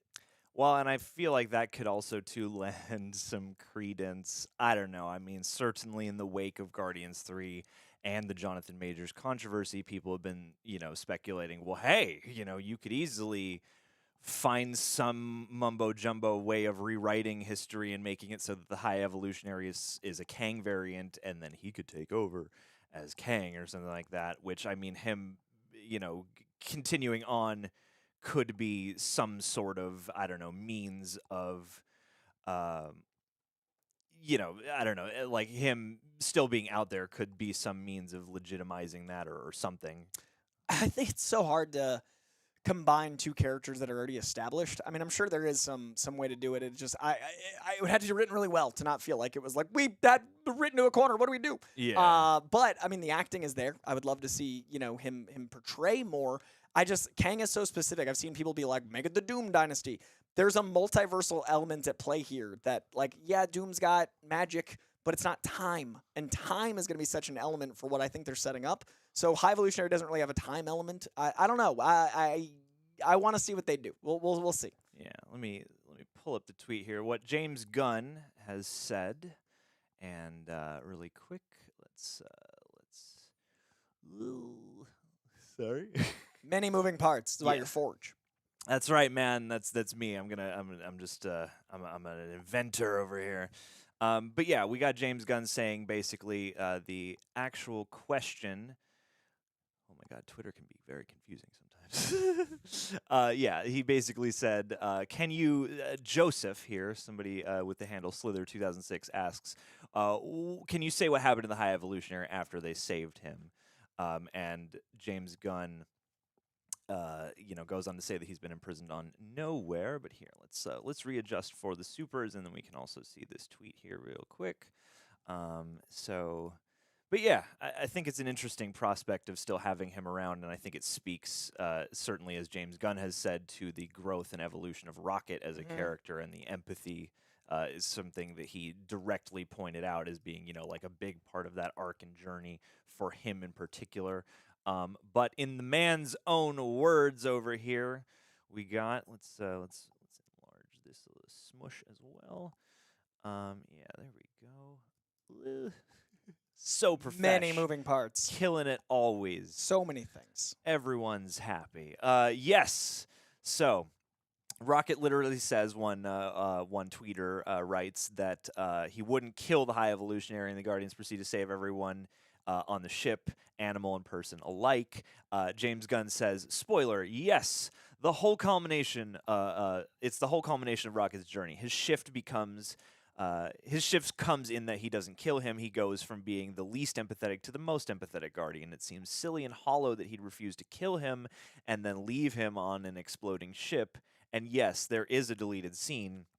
It's really great, actually, but it messed up the pacing of the end. But you'll see it in the extras eventually. And I think that does also just go to, solve a bit of an issue that some people had in terms of, logic when it came to that aspect of the movie. Is you have this guy who is like so terrible, and while in the moment I did appreciate I honestly, it is funny, like, yeah, what do you sacrifice for flow versus, the clarity of the story? And here, I mean, I appreciate that they went with flow, but it does beg that question, and I'm, kind of glad to know in an auxiliary sense that, yeah, that is what happened, and that they at least, like, took him prisoner or something like that. Well, and I like that you can go to that cutscene, like, you can see Drax carry him out if you like have him show up in another thing and like it's already filmed, then you can like pop in your Blu-ray and be like, oh, like I Yeah. like that it's like a detail, not like shoved in your face, and that there's a deleted scene if you want it in your face. So Yeah. I think it worked for me.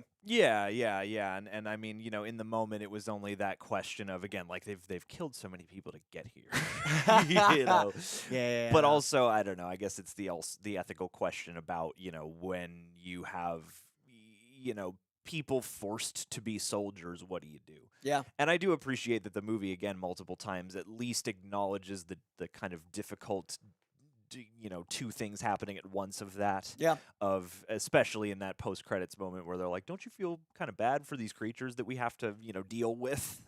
And so there's I've seen bits picked apart with like the treatment of War Pig and the other sort of Hellspawn Yeah. and whatnot. But yeah, I think it is sort of an interesting and a nice culmination, certainly, for the character of Rocket. But what do you guys think? And yeah, how do you hope the High Evolutionary might return? And are you down for the idea that he could potentially, swap out for Kang if necessary? And would you be upset if they did that? If they were like, if they had to, and they were like, well, Chuck is so great and has that gravitas, we could just, retcon High Evolutionary. I would rather see High Evolutionary stay High Evolutionary and come back than have High Evolutionary become the Kang. Personally, I just feel like it would feel like they were trapped into doing a choice instead of just making the choice they wanted. I'd love to see High Evolutionary in Secret Wars or, in another thing, but I feel like if Jonathan Majors can't be Kang because, we find out truths, then I think that recasting him is an option because the multiverse. I also think the multiverse is such a tricky thing because, like, it's allowing you infinite possibility that they're just not taking. Like, instead of making bold swings, they're just going like, well, sometimes Doctor Strange is going to be always played by Benedict Cumberbatch, but then Loki might be multiple different things. And it's like they need to build their own rules, but I don't feel like they trust, or maybe the audiences just can't keep up. I don't know what's the flaw. But I do think that the Kang Dynasty was going to be the movies we've lived through aren't all in the same universe. I think the reason we haven't seen the Celestial Hand in other things is because that's a different multiverse. I think they're very consciously, like, I think the reason Spider-Man swung through New York at the end of his movie and Hawkeye wasn't involved is a tip of the hat towards that being in a different universe. So I think there's going to be elements of this that we have big epiphanies in Kang. So you need to have a through line, and I don't know how you do that with recasting. It's tricky. That makes sense, yeah. This is a mess, man. I tried to vamp for you. I tried. No. Oh, the Marvel thing? Yeah, that's no, real. you I are was good. like, oh. No, this is great. No, Yeah. this moment here is figured fine. but Marvel, where they are, like, that's this what I'm Kang saying. situation is They're a at the mess. pinnacle of bringing it together, and now it's falling apart. And you mentioned just now Doctor Strange. I did. And we also have another little piece of casting news. Nice tangent. I respect it. Chiwetel Ejiofor has been cast in Venom. He's got the adrenaline momentum, but the question is, who will he be playing? And there's not really much known yet about his involvement, although Venom 3 apparently is based off a script that, Tom Hardy helped come up with the story for. So, continuing on that shepherding. But, I think the obvious question is, will he play a new character, Chiwetel Ejiofor, or will he show up as Baron Mordo in some way, shape, or form? And I am in my position here and now. I'm like, please, let's do Baron Mordo, and something to do with Spider-Man. I don't know, but he's here now. I think that would be very fun. But at the same time, I guess I would expect that he's probably going to play. And I even looked up like who could he be playing, and I was like, okay, so there's a bunch of characters that are possible and rumored, none of whom I am an expert on. But what would you see for that? I think Tom Hardy's probably done with Venom after 3. I want him to fight Spider-Man. And if Spider-Man's in it, there's no reason Baron Mordo can't be. I don't know. I feel like if Spider-Man is in it, that makes the case for it possibly being Baron Mordo better. Yeah, that's what I'm thinking. I feel like it's time. I feel like he's Venom. I don't see Tom Hardy playing Venom for like 10 movies. I feel like a trilogy is a nice, beautiful wrap up. I feel like bringing in an MCU Venom in the next wave of Spider-Man would be smart. I could see like when they bring Tom Holland back, they could do another Venom because we never actually had them meet. So I would love to have Andrew Garfield, mix it up, and I'd love to have maybe a variant of Baron Mordo, like especially since we now that actually ties into our last point. Baron Mordo was Chiwetel in Doctor Strange, even though that was a variant of Baron Mordo. So for whatever reason, he's another Nexus being. So I could see that actor playing the Baron Mordo of that universe, and I think that Venom needs to fight Spider-Man finally, and I would love to see that be Baron Mordo. Yeah, 100%. What do you guys think? Are you down for? I mean, Winter Soldier in the chat is asking how exactly that would work, but I think it more comes down to like if I think it could easily work if it's just another Mordo variant. Doctor Strange was in a Spider-Man movie. It's already like they already know Yeah. each other. Baron Mordo could literally be a problem for Spider-Man, and he gets sent through a portal and he lands in the Venomverse, and like there's options. Yeah, absolutely. I mean, Jen Jacinda, I agree. Chiwetel Ejiofor can play anyone, and I too would be happy. But yeah, heart to heart, but variants. When they met, it was Mordo. What does that mean? I want to know. Kevin Hart. Kevin What's he doing? Hart is Baron Mordo. Into it. That's right. He's in Venom as well. Laura, I loved House the Dragon. I actually liked it more than Game of Thrones. Really? Them? did. Well, which part of Game of Thrones? Fair. No, I just think it was. I mean, obviously it was more consistent. It's only been one season, but I feel like it was very dark and chess playing, like Game of Thrones was, but it felt less malicious to the audience. I like Yes, absolutely. there was maliciousness towards each other, like there is in that world they built, but it didn't feel like they were intentionally like, you love this person, ha ha ha, and like Game of Thrones always felt like it was mean to me. Like I just didn't enjoy watching it. Game of Thrones is daring you at all times. Yeah, and I found myself, I didn't watch all of Game of Thrones. I dipped in and out. So I prefer, and I love Matt Smith, and I think what Matt has done with like silent acting in that show, and obviously when he speaks. But like I think the casting in that show is impeccable, and I was so impressed. Absolutely. And I hope, I mean, what was it they were saying? Like, all our scripts are written, so we're good. It's actually going to carry out, yeah. But I don't know. We'll see. Hopefully, we'll see what this writer's It's weird strike, times man. out there, guys. Hopefully they can still keep mostly nailing it. I know some book fans had certain gripes about it, but I hope they can keep nailing it for season 2. Jaden Voss, thank you for joining us in the Super Chats today. Jaden says, I would definitely love to see Jesse Spencer as Batman for the DCU, along with Noah Schnapp as Damian Wayne. Get on the Google machine. Noah Schnapp, most Stranger certainly. Things. Let's see who Jesse Spencer is, though. Okay. This guy, I know I've seen him in stuff. Yeah, he was on House. That's right. He was like one of the main supporting doctors on House. MD, alongside Hugh Laurie and Omar Epps and the lady on the show whose name I'm blanking on right now, and I feel bad. Interesting. As Batman, huh? He's like 12. Who's this boy? I know, and that's the thing is, like, I was watching him I was watching him on House, like a long enough time ago, but he still looks kind of boyish. Here's him as more of a man, here's his more recent look. So, like, I can kind of see that as Bruce Wayne, actually, when he's not as in as much of a boyish mode. So, yeah, not bad, actually. I wouldn't have guessed it, and I like that, and I haven't thought about him in a while.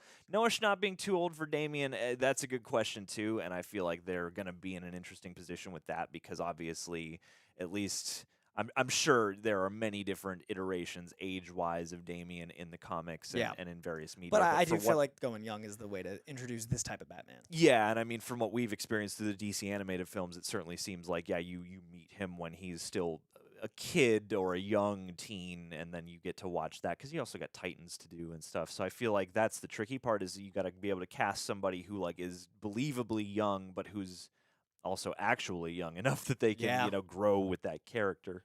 They got to find their hit girl. Yeah, right. Like it's that casting. So yeah, I mean, good luck to that casting director because that's a big role. And that too is like that's a character that I have come to really enjoy. And I know like at the outset, James Gunn being like he's my favorite Robin, people are like what? But I don't know. I've come to really appreciate that character and enjoy that character. So yeah, I'm very sort of I'm curious as to how this is going to turn out. But yeah, how do you guys feel about these casting choices? A lot of casting today. Big casting day. It was in the title. Bryn Ashcroft. Hey, John and Coy. Hey, yourself. Thank you for being here.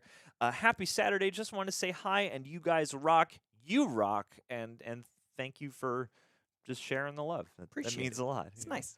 I mean, like, always appreciate all of the feedback, but when you take a little time just to make us feel appreciated, that just warms my soul up. So I appreciate you very much, and thank you for being here with us. Sam the Man Lee, Coy, highly recommend Young Justice, Personal Peak DC. What do you think? I think John and I have 30 more DC animated films, and maybe then. The only time I've had time to watch anything has been here. So maybe I came out 13 years ago and I've never seen an episode. How many? 6 seasons? Unlikely. Dude. But wow, it's a lot of Young Justice. Keep it in the back pocket. How many shows did we open the show with going like I haven't had time to start that? I mean, I think each of us has a list that just grows. One of my top 10 shows of the last 10 years is Wu-Tang, an American Saga, and season 3 came out 4 months ago, and I haven't watched it. So there's literally one of my favorite shows aired, and I missed it. Dave is on. I haven't watched any Dave. I'm very behind. But maybe after we finish all the DC animated films. You are a bad fan, Coy. I'm the worst. The worst, but I'm glad you loved it. That's what matters. Absolutely. The Drew Yari Show. Ooh, gotta have to tune in and check that out. Thank you for being with us today. Big fan of the show, big fan of y'all. Anthony Starr is my Doom and Dracula thoughts. I heard rumor he was Dracula 4 Blade scripts ago, but I do feel like he'd be a great villain somewhere in the MCU. He does have like a Cheshire Cat grin, which would be fun for Doom.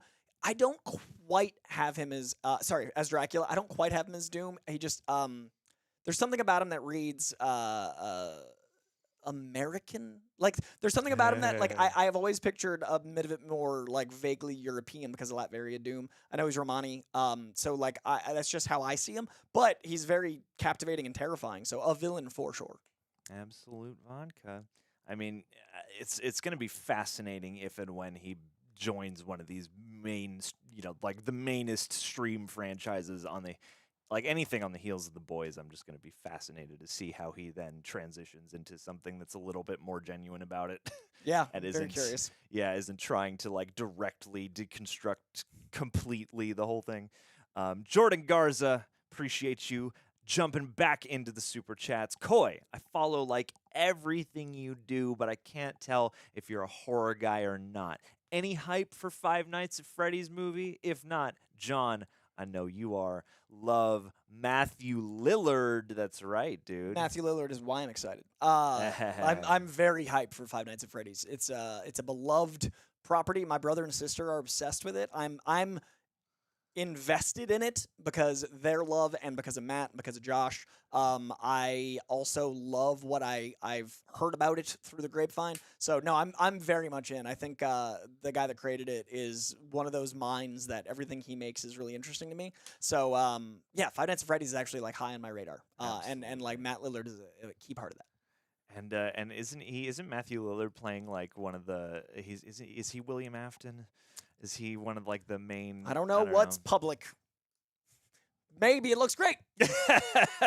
Okay, that's good. I will not lead you into any troubled territories. Very excited, vaguely. Either way, yeah, I am very excited. I'm excited to see how they differentiate it. I mean, Willy's Wonderland is the most recent, kind of Chuck E. Cheese-esque horror movie. You also have the Banana Splits.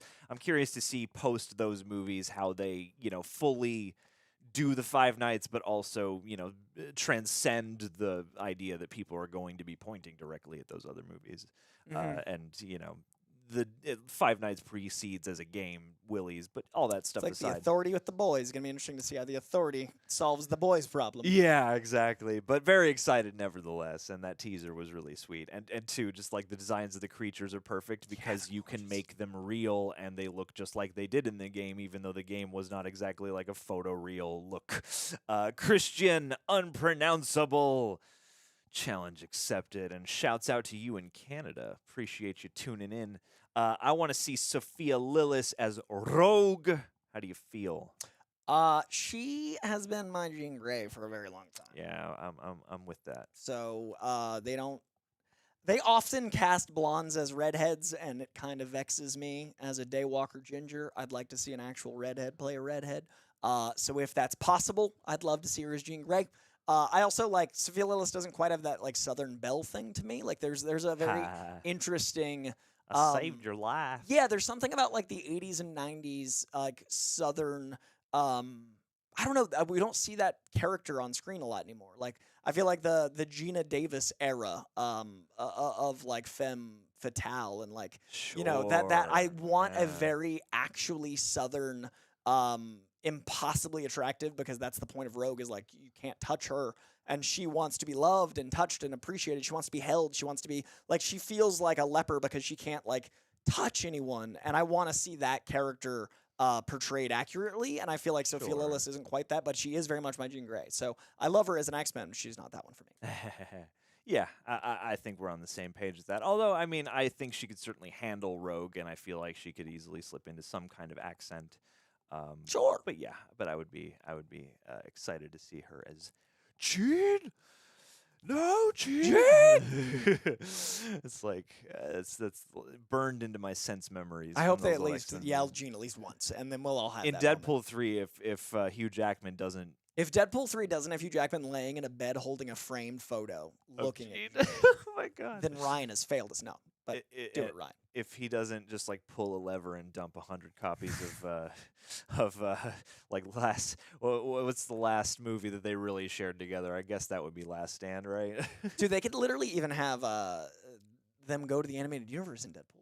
Yeah. Like that could I mean, tie you into could- X-Men 97. You like, could do any of this. You could get Spider-Verse-y in there, honestly. All the stuff we said about the multiverse of madness, we were like, there's animated frames in that big multiversal thing. You could actually do in Deadpool. Absolute vodka. Dakota Jones, One Virus Effects. How's it going, bud? Thank you for joining us on this live stream today. And y'all in the chat, keep holding it down. And if you feel like it, you could leave a like on this video and just do everybody a massive solid. It helps more than you realize. Leaving that like it tells YouTube that The things people are are good. engaged. They're Yeah. actually here. They're not just like, it's on in the background. We pressed a button. People are getting married today on the YouTubes. Aw. Dakota Jones says, "Hey dudes, I hope all is well." It is. It is. Don't worry. Thanks. Do you think we need a young Lex to age with Superman or an established older Lex? I'd love to see an older Lex. Esposito, Giancarlo. Like Lex grew up as Superman. That's like part of the thing. It'd be weird if like this creepy old guy was hanging out with a child. That's the different- version I want. Bring Kevin Spacey back. It's time. He's done enough. He's paid his civic duty. is exactly that. That's right, man. This Superman is what we goes got to to the do. massage parlor. Wow. I personally, that's part of the story is that the betrayal. Lex Luthor feels betrayed that Superman never revealed himself to him, and like part of how he feels wronged is that like someone he knew could be deceiving him, and like part of the animosity is like he not only thinks that it's dangerous to have Superman, but like I've always gone with the canon that they grew up together. So like personally, I'd want them the same age. And I love Esposito, but like I feel bad for him always having to play a bad guy because he's just like he's warm and charming and like bubbly in life, and like he's a showman, and I feel like people have like kind of put him into a like Gus Fring box. Like the guy was in Malcolm X with Denzel like 20 years before he played Gus Fring, and I feel like no one pre Gus like acknowledges that incredible career. Guy's got a star on the Hollywood Walk of Fame. Like I want him to play. Like I want him to act. I don't want him to be trapped. That's been happening lately. Is I walked. Somebody had Amos and Andrew on the old Sam Jackson Nick Cage movie, and he's in that too. As like He's a young everywhere. cop, and like you see young Giancarlo, and it's like, oh damn, dude. You're like suave and sexy. And like he's so so suave and sexy charismatic. now, but in a different way. And I feel like that's still there and could still be tap into that, you know. Yeah. But that being said, I mean, if they turned around tomorrow and were like, Giancarlo's gonna be Lex Luthor, I'd be like, cool, let's go. He's very talented. As a person, I want him to get to like stretch. I feel like everyone in Breaking Bad at some point has been pitched as Lex Luthor. Think about it. It's like you have Bryan Cranston has been pitched as Lex Luthor. You've had Giancarlo Esposito. You have Dean Norris could be a version of Lex Luthor. If it's not Aaron Paul, Aaron Paul needs to be Lex Luthor. How he's just great like would he's that holding be? like an emerald and he's like, yeah, bitch, kryptonite. Yeah. Writes itself. Kryptonite's Mr. White. And then Brian is Jimmy Olsen, and they make mezcal together. Perf. Writes I itself. love it. Dos hombres. And Dakota clarifies in the chat if Soups was like 50 to have a Lex. Soups is like 30 to have a Lex who's like 50. But that would still Some be people hard for don't them like to- the childhood thing. I do, but it's I'm not writing it. James Gunn's got all those answers. All right. Willie T in the chat. Jenna Ortega is too small in stature for Zatanna, in your opinion. I don't know, man.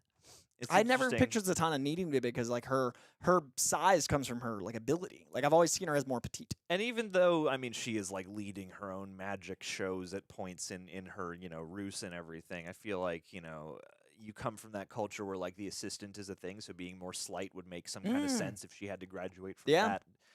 Gilmer, Eric Smith in the chat, hoping Bradley Cooper as Lex Luthor rumor is true.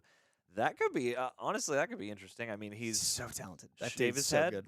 Like, I can't 100% visualize it, but I think I can imagine it being something that would surprise me in a very cool and pleasant way. Some piercing eyeballs. Kiana Chanel wants Keke Palmer in whatever role she wants to play. I think that's a good idea. And Cho Latte says, if Deadpool 3 references that sneaky Wolverine and Nightcrawler comic cover in any way, they're going to scream. I'll show you after. It's not safe for the internet. No good. I think that's a guarantee that they're going to reference Deadpool's that. going to make them moves. Like, I want to see how, and I bet that's going to be one of those movies, Deadpool 3, where they push the R so because they hard. know that they're going to have to rein it in some. So, like, I'm sure they're going to push it way hard so that they can keep a good amount and cut, some things they know are a little too extreme. Like, that's one of my favorite part of directors' commentaries is when they're like, oh yeah, we shot this thing that was way too extreme and we knew it was never going to make it in the movie, but that's how we got this other shit in the movie because we were like, okay, we'll cut that then. Everyone go see Deadpool 3 in theaters to show Marvel you want more R-rated stuff so they can make Deadpool 4 even more crazy. Yeah. It's really the tester. Millie Alcock as Gwen Stacy. Love Laura that. Gavira Saya says that would be cool AF. Nether22 Frank, back from the Patreon. We love you very much. And Christian Unpronounceable, thank you for that new super chat. We are going to get to that ASAP.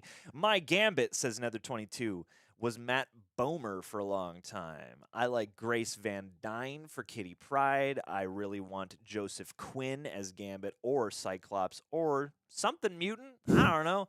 I mean, I think Joseph Quinn is a good one because, I mean, obviously everyone and their mom, including me, loves Eddie Munson.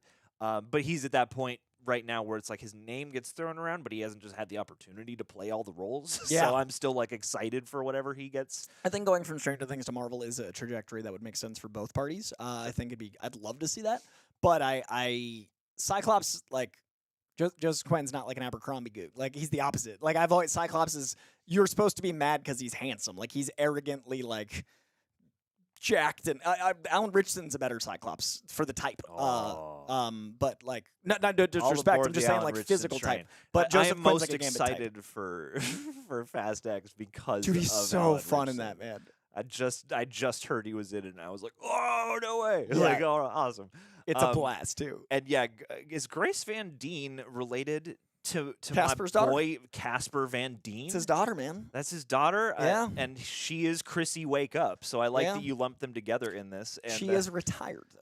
She's retired from acting? Yeah, she got harassed like literally daily for like 6 months and was like, I'm gonna just not.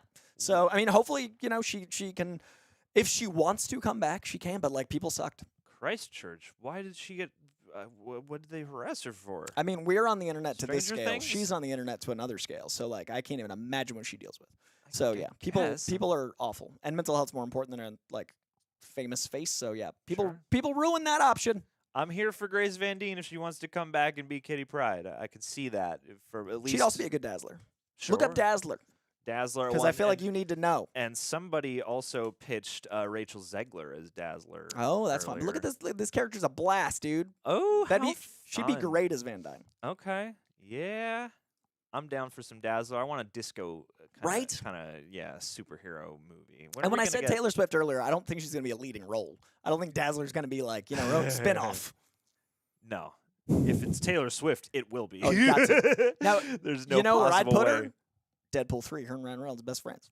Taylor Swift as Dazzler in Deadpool 3. Make it happen. And then it can be canon or not. Like, you can bring her to the MCU or not. Ryan's Just watching saying. the, It's right the there. stream. Don't Ryan, worry. jump on it. Ryan. Texting. Ryan cast Taylor Swift. Deadshot asks, thank you for joining us, Deadshot. Alan Richardson would be a good MCU Eddie Brock if Tom Hardy doesn't stay. I would 100. love that so much. Dude, that's Excellent. perfect. That he's literally a Todd McFarlane drawing. Yes, that's amazing. Co-signed. Oh, dude. Hells yeah. I'm just so happy for all the Alan Richardson love. Overdue. Overdue. And We I'm trying to think like what else we got him from, because too like he's I don't know, he like I know him obviously from Reacher now, but but I don't know. I feel was like in the he's been CW, around. man. I feel like he's been around for longer He than was I'm he was in the Smallville realizing. universe. There you go. Yeah, Okay. that's where I knew him from. Sorry, just adjusting some sizing things. Learning the you know, the control, A lot of moving parts. the coordination of the brain and the controls. Usually the guy in Pulling the back chair isn't curtain. also talking. You're doing both. You're guy in the chair and running around. Dude, big respect. I mean, big respect to Greg when he is hosting these for, you know, having the octopus arms. But also, we went to a Double Toasted live show once, and big fans of Double Toasted here at this channel. And, you know, watching as Corey Coleman, you know, live edited and like curated things madness. for them to do, and then was like playing graphics and like he's controlling the camera angles, and I'm just like, wow, man, it's crazy. So big admiration and appreciate you guys for putting up with me. Heather Gear, much love to you, one of our beloved patrons, super sexy PJects over here. I wish I could read the sticker better. Something one. I love this little fox guy. He's though. handsome. This little fox guy painting a little message. And does it say you're the one or something? I will be the one. You're the one now. Jet Li. Can we acknowledge that Andrew Pena is working at NASA and watching us? NASA? What? You're way too smart for this. What are you doing? Andrew, what do you do? Yeah, I mean, don't, you know, I don't want any sort of mishaps on our account. No. Right? You know, be safe. That space launch correct. That's awesome. Congratulations. That's a cool job. That is the coolest. Okay, lunch break at NASA. Oh, That okay, makes good. more Safe. sense. That's safe. That is. I'm actually nerding out right They're now. of Guardians of the Galaxy fans. That's fitting. I like that. You're cosmically working and cosmically vibing with MCU. Yeah, Spidey. Yeah, I think Guardians. And hey, guys, like I think a lot of people will agree that it is Guardians, but like, what is your favorite? What do you think is the best trilogy or just franchise within the greater franchise? And yeah, I would like where I'm sitting right now. I feel like Guardians is easily the most consistent because I feel like, you know, Spider-Man. There's a lot of love that even I have for pretty much. I have love for all the Spider-Man movies to some degree, some more than others, but I feel like, you know, the average is a little bit more up and down than, you know, Guardians is a crisp 3 plus a couple auxiliary things, but what a crisp trilogy there. And yeah, I think Captain America is the one that comes the next closest. Yeah, I agree. And then maybe Iron Man after that. I'm an Iron Man 3 defender, but 2 certainly happened.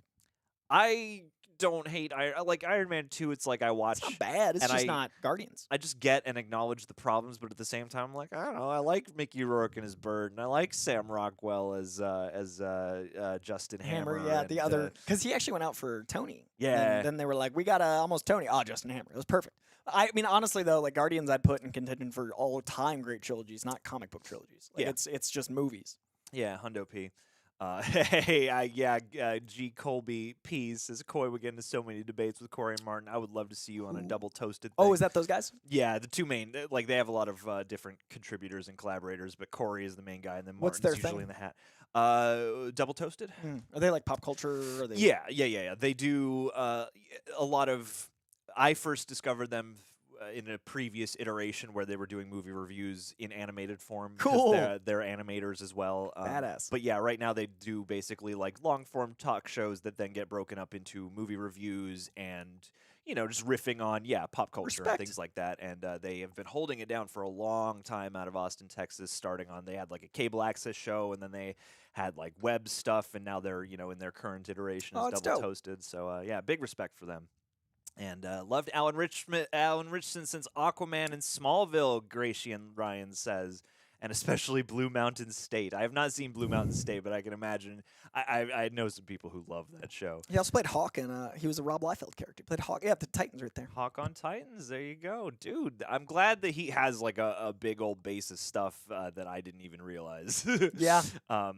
And Tristan Clark, yes, I think if we haven't gotten to you, then it is in the tandem, and we're going to keep going here on the Super Chats, and we're going to check back in on the Streamlabs. So if you haven't heard your name yet, or your question, or your input, whatever it might be, hold tight, and if we get to the end and it's still not there, then we can figure that out.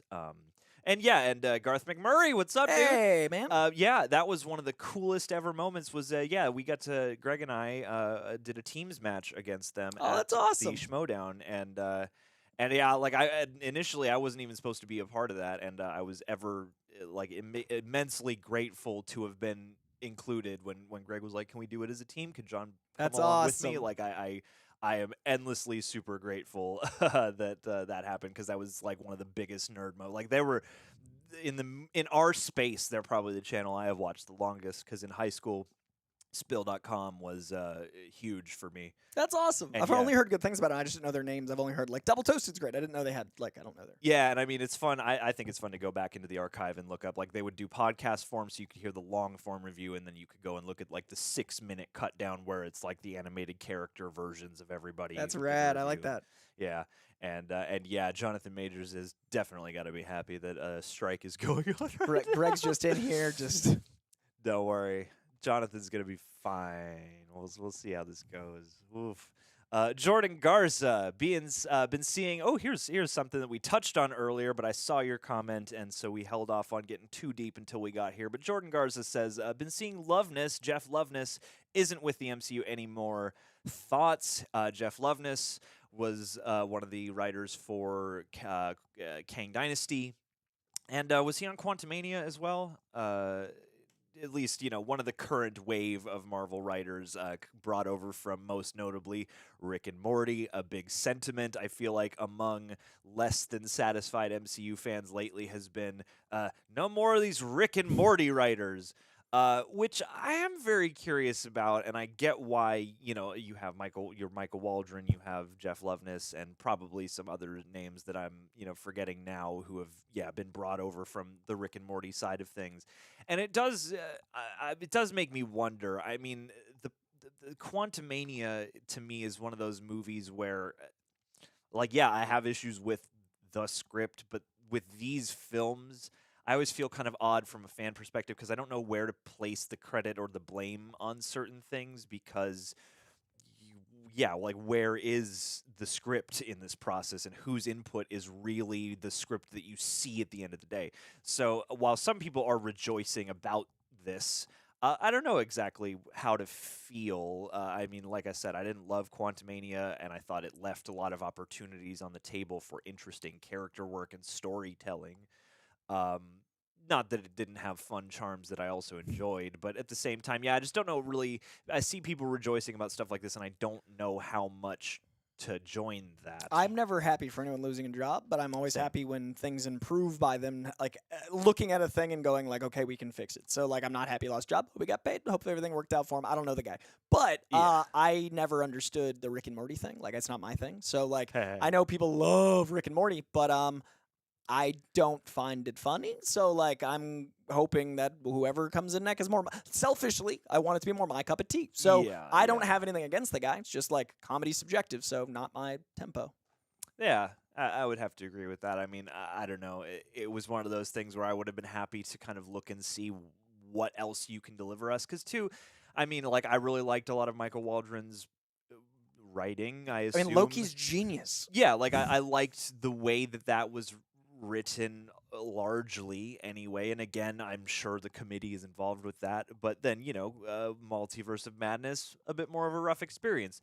Then again, apparently, I just read something recently that said it was Waldron's idea to do the whole Illuminati thing, which was kind of a surprise to me. So I'm like, oh, well, that suggests maybe a bit more direct input taken from the writer than I might expect. Because I guess I kind of expect in these movies in particular, they always say, if you want to really be in the writer's medium, go to TV. Yeah. Whereas movies, I feel like, you got the producer, the director, various other people who can easily usurp the writer on the totem pole. But then again, I hear something like that, such a distinct and controversial part of that movie being the writer's call. Interesting. But yeah, I'm kind of with you. I'm not really happy that Jeff Loveness has lost this job, if that is in fact the case. I just... Yeah, it's I'll never celebrate someone losing a job. Ever. I will, be happy to watch whoever the creatives are try and find the right pick for the job. Yeah, I want the right person to write the movie. So however that looks, and all the best to whatever he does next. Hope it's something dope. Also, just a warning: we're gonna close up the super chats in a few minutes. We do got a fair amount to get back through, but we should start winding down sooner than later. So just a heads up, but we still got time. We're going. We got it. We're gonna hit them all. Promise. We're gonna hit them all. But yeah, if you got any last minute thoughts, just start kind of formulating what those could be. And yeah, just want to make sure nobody gets missed or anything like that. Deadshot is back. Floyd, how you doing, buddy? If Hardy stays in Secret Wars, Tom's Peter promises to save the world, but in the end, his world gets destroyed with all his friends dead, and he is in the MCU now with the hatred towards Spider-Man. Not a bad pitch. Coy, what do you think? Is that an all right pitch? I think it'll be very interesting to see what level of vigilante, good, bad, they do with Spider-Man. I like this idea because it does tie animosity into that. I do think they need to, in some way, instill the white spider at some point. It'd be really cool to end the movie with like that, and that being like a fully formed Venom, like you get all the way there. I honestly think there needs to be another Venom in the MCU separate. Like I think the Tom Hardy Venom is Ms. not gonna. Chen. Yeah, I mean obviously she's Gotta ready. get Chenham. It's gonna be Michelle Williams, little tiny Venom. Michelle Williams. But I do think that wrapping it out with a Venom to Spider-Man fight would be great. I just don't know if Tom Hardy wants to play this role forever. So as long as he wants to, I am down. I think he's a great Eddie Brock. Forever, Ever. His never, kids love it. Never stop, never stopping. But I love that pitch. Solid. Absolutely. And yeah, like, God, that is the thing. Is like, when are they gonna make him fight Spider-Man? Like, I, as a child was always like, Venom's got his own comics. It's pretty sweet. He gets to be his own dude. But also, Where's Spider-Man? Come on. We had 2 out of 3 movies. It's time. It's the movies. You got to do it. Like, I can't imagine 3 would not have Spider-Man. Yeah, absolute vodka. Especially with now an R-rated Kraven movie, that gives me a lot of hope for an R-rated Venom movie, and that gives me a lot of hope for the Sony universe going forward. Because R-rated Kraven, that's gonna be a blast. Yeah, absolutely.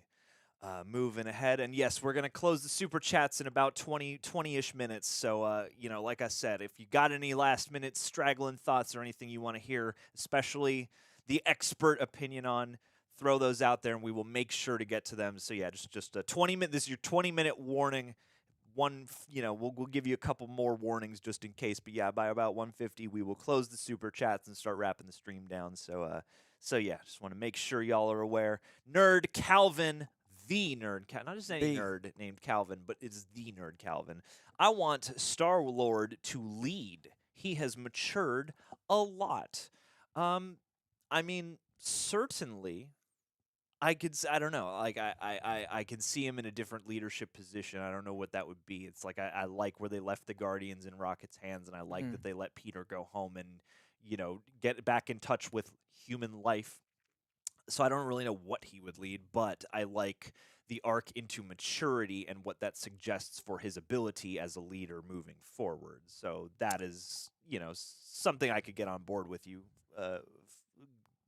For. Great logo, by the way. I think Star-Lord is. I love that he whooped Iron Man and Spider-Man in that brief moment. Like you saw his capabilities as a fighter. You haven't really seen him in those environments a lot, so there's definitely potential there. But I also. As a character, I do want him to kind of have his walkabout era. So, I don't know if I'd want him to jump into another team. You know what I mean? Like, I'd be kind of nice to see him get to, whatever that looks like. I feel like it's unique to not have him on a team. So much like Spider-Man, I just let Spider-Man not be an Avenger for a while. I'd love to see Star-Lord get to, figure out Earth life. Sure. Yeah. I just want a slice of life. Yeah. Disney Plus show of Chris Pratt just discovering ice cream.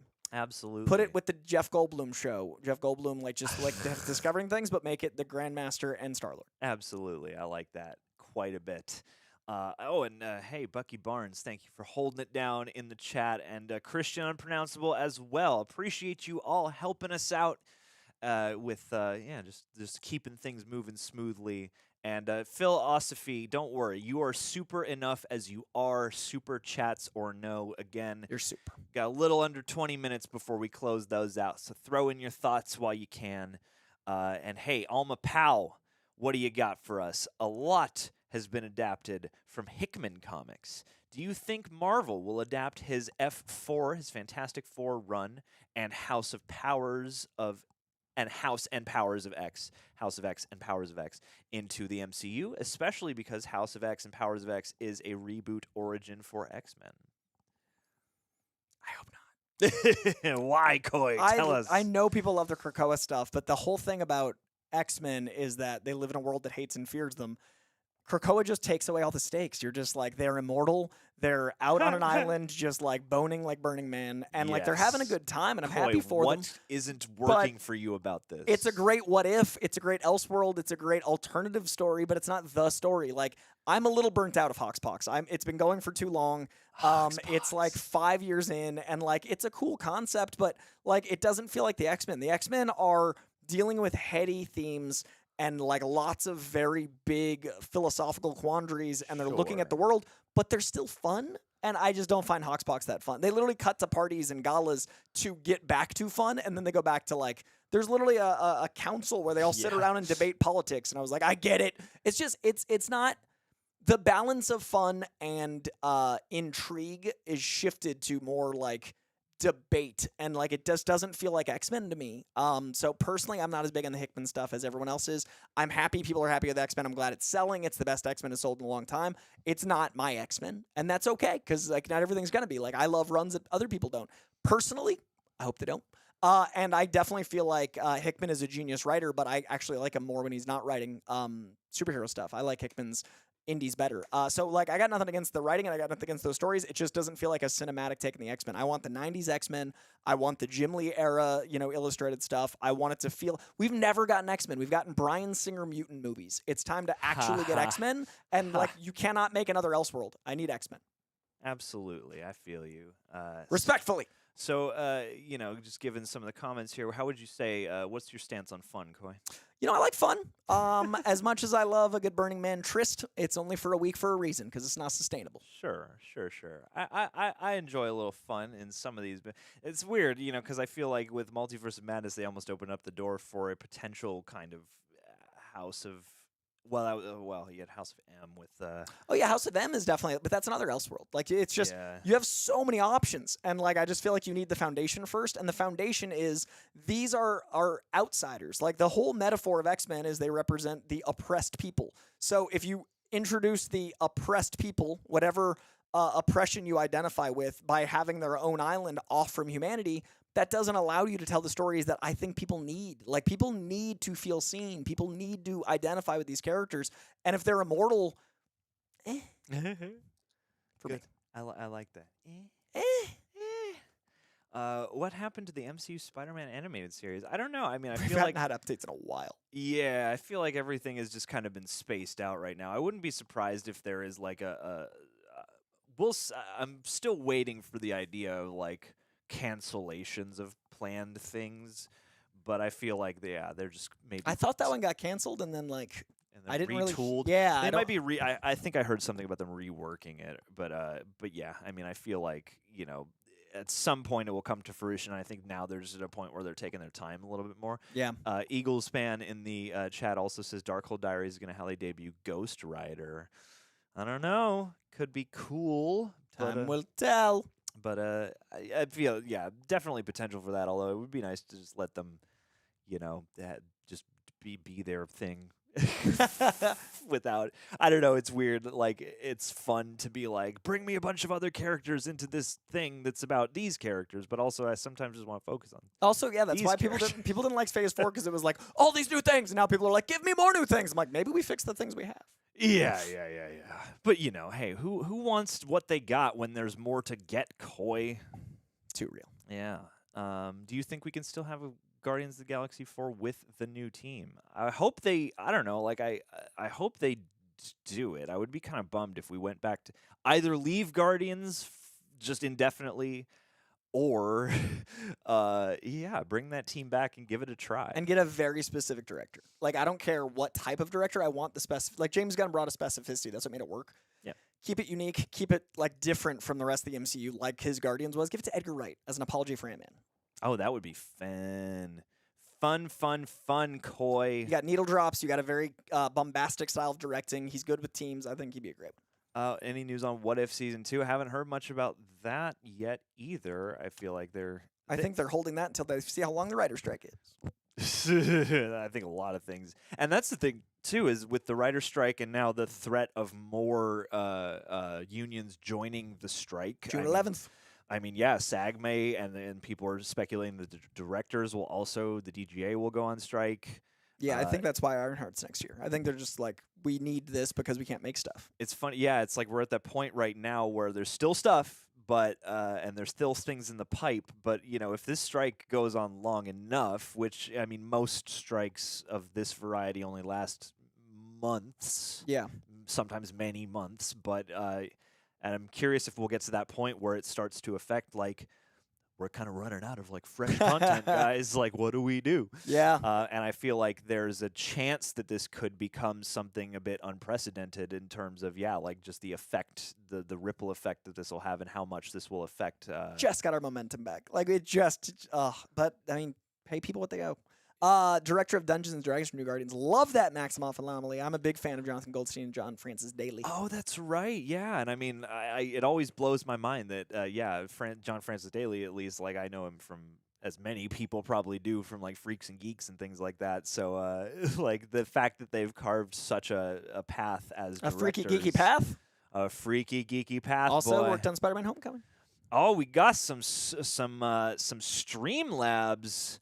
Oh, yeah, that's right. What are they doing on Spider-Man Homecoming? They wrote it. Again? That's or right. At least a big chunk. They were like the head writers. Heck yeah. They're in there. Dude, JFD. And what's the other guy's name? Goldstein. Goldstein. Goldstein and John Francis Daly. A couple of Johns. Couple of Johns with John and John. It's my new show. Let's go over to the Streamlabs. And thank you so much as well. Again, all contributions are very much appreciated. You don't, none of you have to do any of this. We're hitting the chat, too. We're in here. And we do very much appreciate you. You still got a few minutes if you want to get in a Super Chat or a Streamlab, about 10 minutes. So we're going to close up Super Chats and all that stuff in about 10. So just, if you got anything else you want to hear and make sure gets addressed, that's the place to do it. Trisket Clark 9522. Love that name, Trisket I do like Clark. Triscuits. I'm a big Triscuit fan. Slept on food. Triscuits got a great texture. They really good do. Mouthfeel. Very unique mouthfeel. Satisfying Not crunch. too crunchy, but like it's like a soft crunch. It doesn't hurt like a kettle chip. Sometimes kettle chips too hard. Sure. Yeah, I'm with you. Leave your most mouth-friendly chip in the comments. Yeah, below. let us know. What's your mouthfeel feel? I don't know if this will be seen, but thank you, Koi. Oh, it'll be seen. Don't worry. All of them. We got to honor you. So rest assured, we in the immortal words of all of the people in Avatar, I see you. Oh, and What's the hand thing? Is there a hand thing in Avatar? that's that's Chris little... Pratt. That's oh, he's that's... blocking the dinosaurs. Yeah. Okay. It's also Morbius touching the glass with the bats. But thank you, Koi, for being you and for explaining my comic collection. Expanding my comic collection. What characters would you guys like to see in the new DCU that have only been seen in only a little bit of animated shows or cameos like Metamorpho or Metal Man? Mr. Miracle. Mr. Miracle. I love him. I need him. I miss him. I want him. Plastic Man. Plastic Man. Who else? I'd love to see Kyle Rayner. It'll never happen, but I can dream. Spectre. Give me Spectre. Ooh, Spectre would be great. Want Spectre. I think Donna Troy is interesting if you write her well. Write her well. I think Batgirl has never gotten her due. I think Barbara Gordon's a fantastic and fascinating character. I think Nightwing is inevitable, but man, I want it. I hope they do well by Nightwing. Yeah, those are the one. I mean, like we're getting a Swamp Thing. Like those are the ones that jump out. Absolutely, it's a good smattering of picks, and I'll always throw in a vote for my man Grundy. I mean, come on. I feel like there's nothing you can really do in a very big way.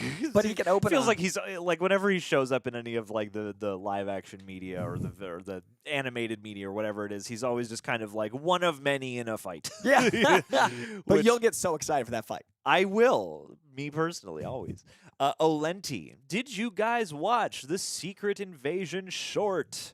I think Secret Invasion is my most anticipated show for 2023, although Loki is my favorite MCU show so far. I've enjoyed them all to some degree. Which are you more excited for, including Echo? Secret Invasion short. Is this different from the promos we've seen thus far? Yeah, I don't know about a short. Is there what? You're breaking news to us. Yeah, I guess, send it. If you haven't seen it, then send it.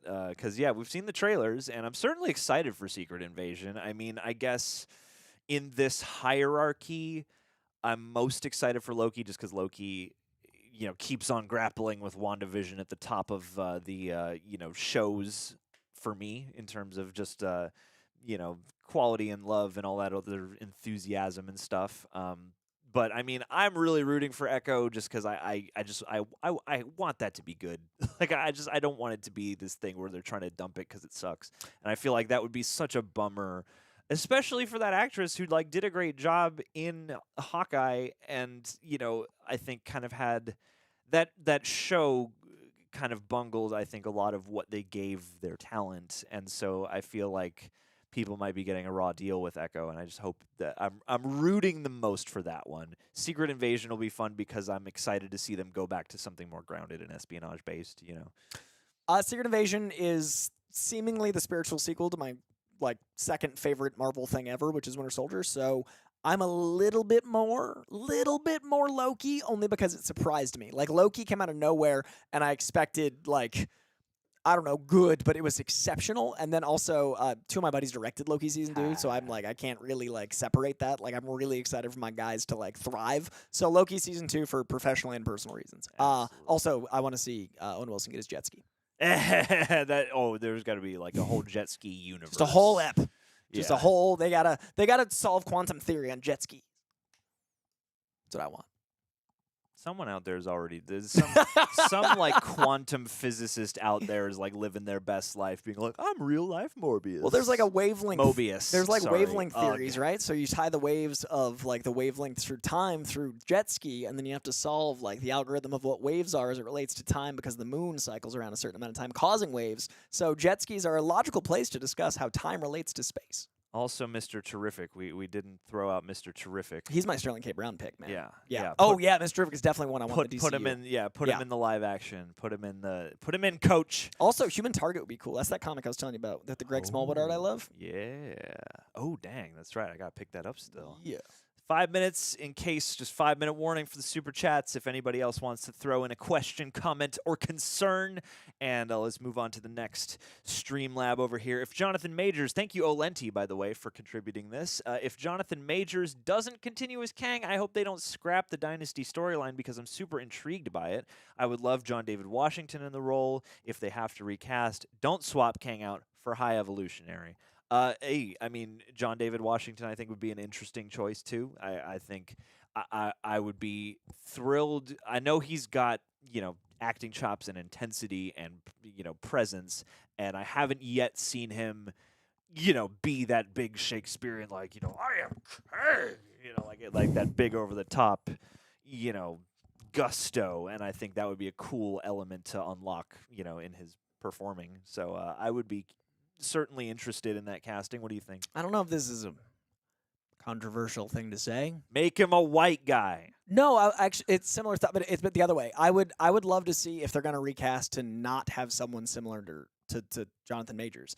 I'd love, you know what I mean? If they're, because I feel like the High Evolution, when I think about it, everyone keeps saying High Evolutionary. I'm like, yeah, but that just feels like they had to, so it doesn't feel natural. I want High Evolutionary to stay. So I also feel like if you recast an African-American guy with another African-American guy, it'll feel like that's going to be them putting themselves in a position of comparison. Yeah. But if you cast a woman as Kang, they're not going to compare.